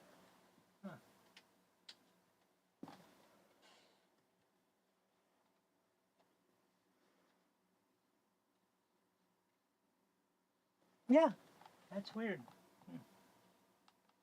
Well, anyway, I better get out of here before it happens again. But before, but yeah, the last thing I was just going to say was just that it's so revealing, because if you see the video when these farmers got here and Donald Trump came into the building, and it's a small group of people. They all have. I think most of them are there with family, and they all have someone near to them. A lot of them have children in their arms, and even the kids have little miniature American flags that they're waving around. But, I don't recall seeing anybody that crossed the border in Biden's administration with an American flag. As a matter of fact, most of the time I saw them with a flag from a different country. And I saw them taking that and putting it over American flags and burning American flags. And I see them burning American flags on, college campuses now. I see people who hate the country being welcomed in, and I see a group of people who are so grateful to be let into this country and respect the country and its laws, who are there in appreciation of the gift of citizenship, and they are all being told why should they be let in by a bunch of piece of shit hacks in the media who are still bitter as hell that their candidate lost because she was terrible, and they just can't grasp the fact that, sorry, the people have had enough of this. They're sick of it. And I can pretty much say with pretty solid amount of certainty that I doubt we'll be seeing those African farmers become fentanyl distributors or child traffickers. Just a wild guess, but I'd say that's probably going to be the case. Anyway, I've gone on for so long. That'll do it for me today, guys. Thank you so much for watching. Tomorrow, I may do the show as normal, but I'm planning on still, like I said, I have a show. I was planning to do a Rumble exclusive. I may just do a Rumble exclusive tomorrow or in the next couple of days, because I just kind of want to see how that goes. And like I said, I know the topic. I'm not going to tell. I won't tell you now, but I'll just say that it's involving somebody who's been really trying to milk his so-called injustice for all it's worth, and we'll just say we'll kind of peel back the curtain a little bit and see what exactly was it that happened here. But anyway. That's for the next time. Until then, sorry to get a little heated at the end, but like I said, that really gets under my skin when I hear that. When I heard that one, it was just like, no, that's enough. That we can't take this anymore. And just the amount of it is just going crazy. But once again, this is more about Donald Trump than anything else. They're trying to find reasons to get mad at Trump, and it's obvious. But these people who've been through enough don't deserve to be the scapegoats for their political disputes. And it's just sick what lengths they'll go to. So anyway, that'll do it for me. Thank you guys so much for watching. I'll see you guys as soon as possible, hopefully tomorrow, but I will see you guys soon. Until then, take care of yourselves. Have a fantastic evening, and I'll see you in the next one. Peace.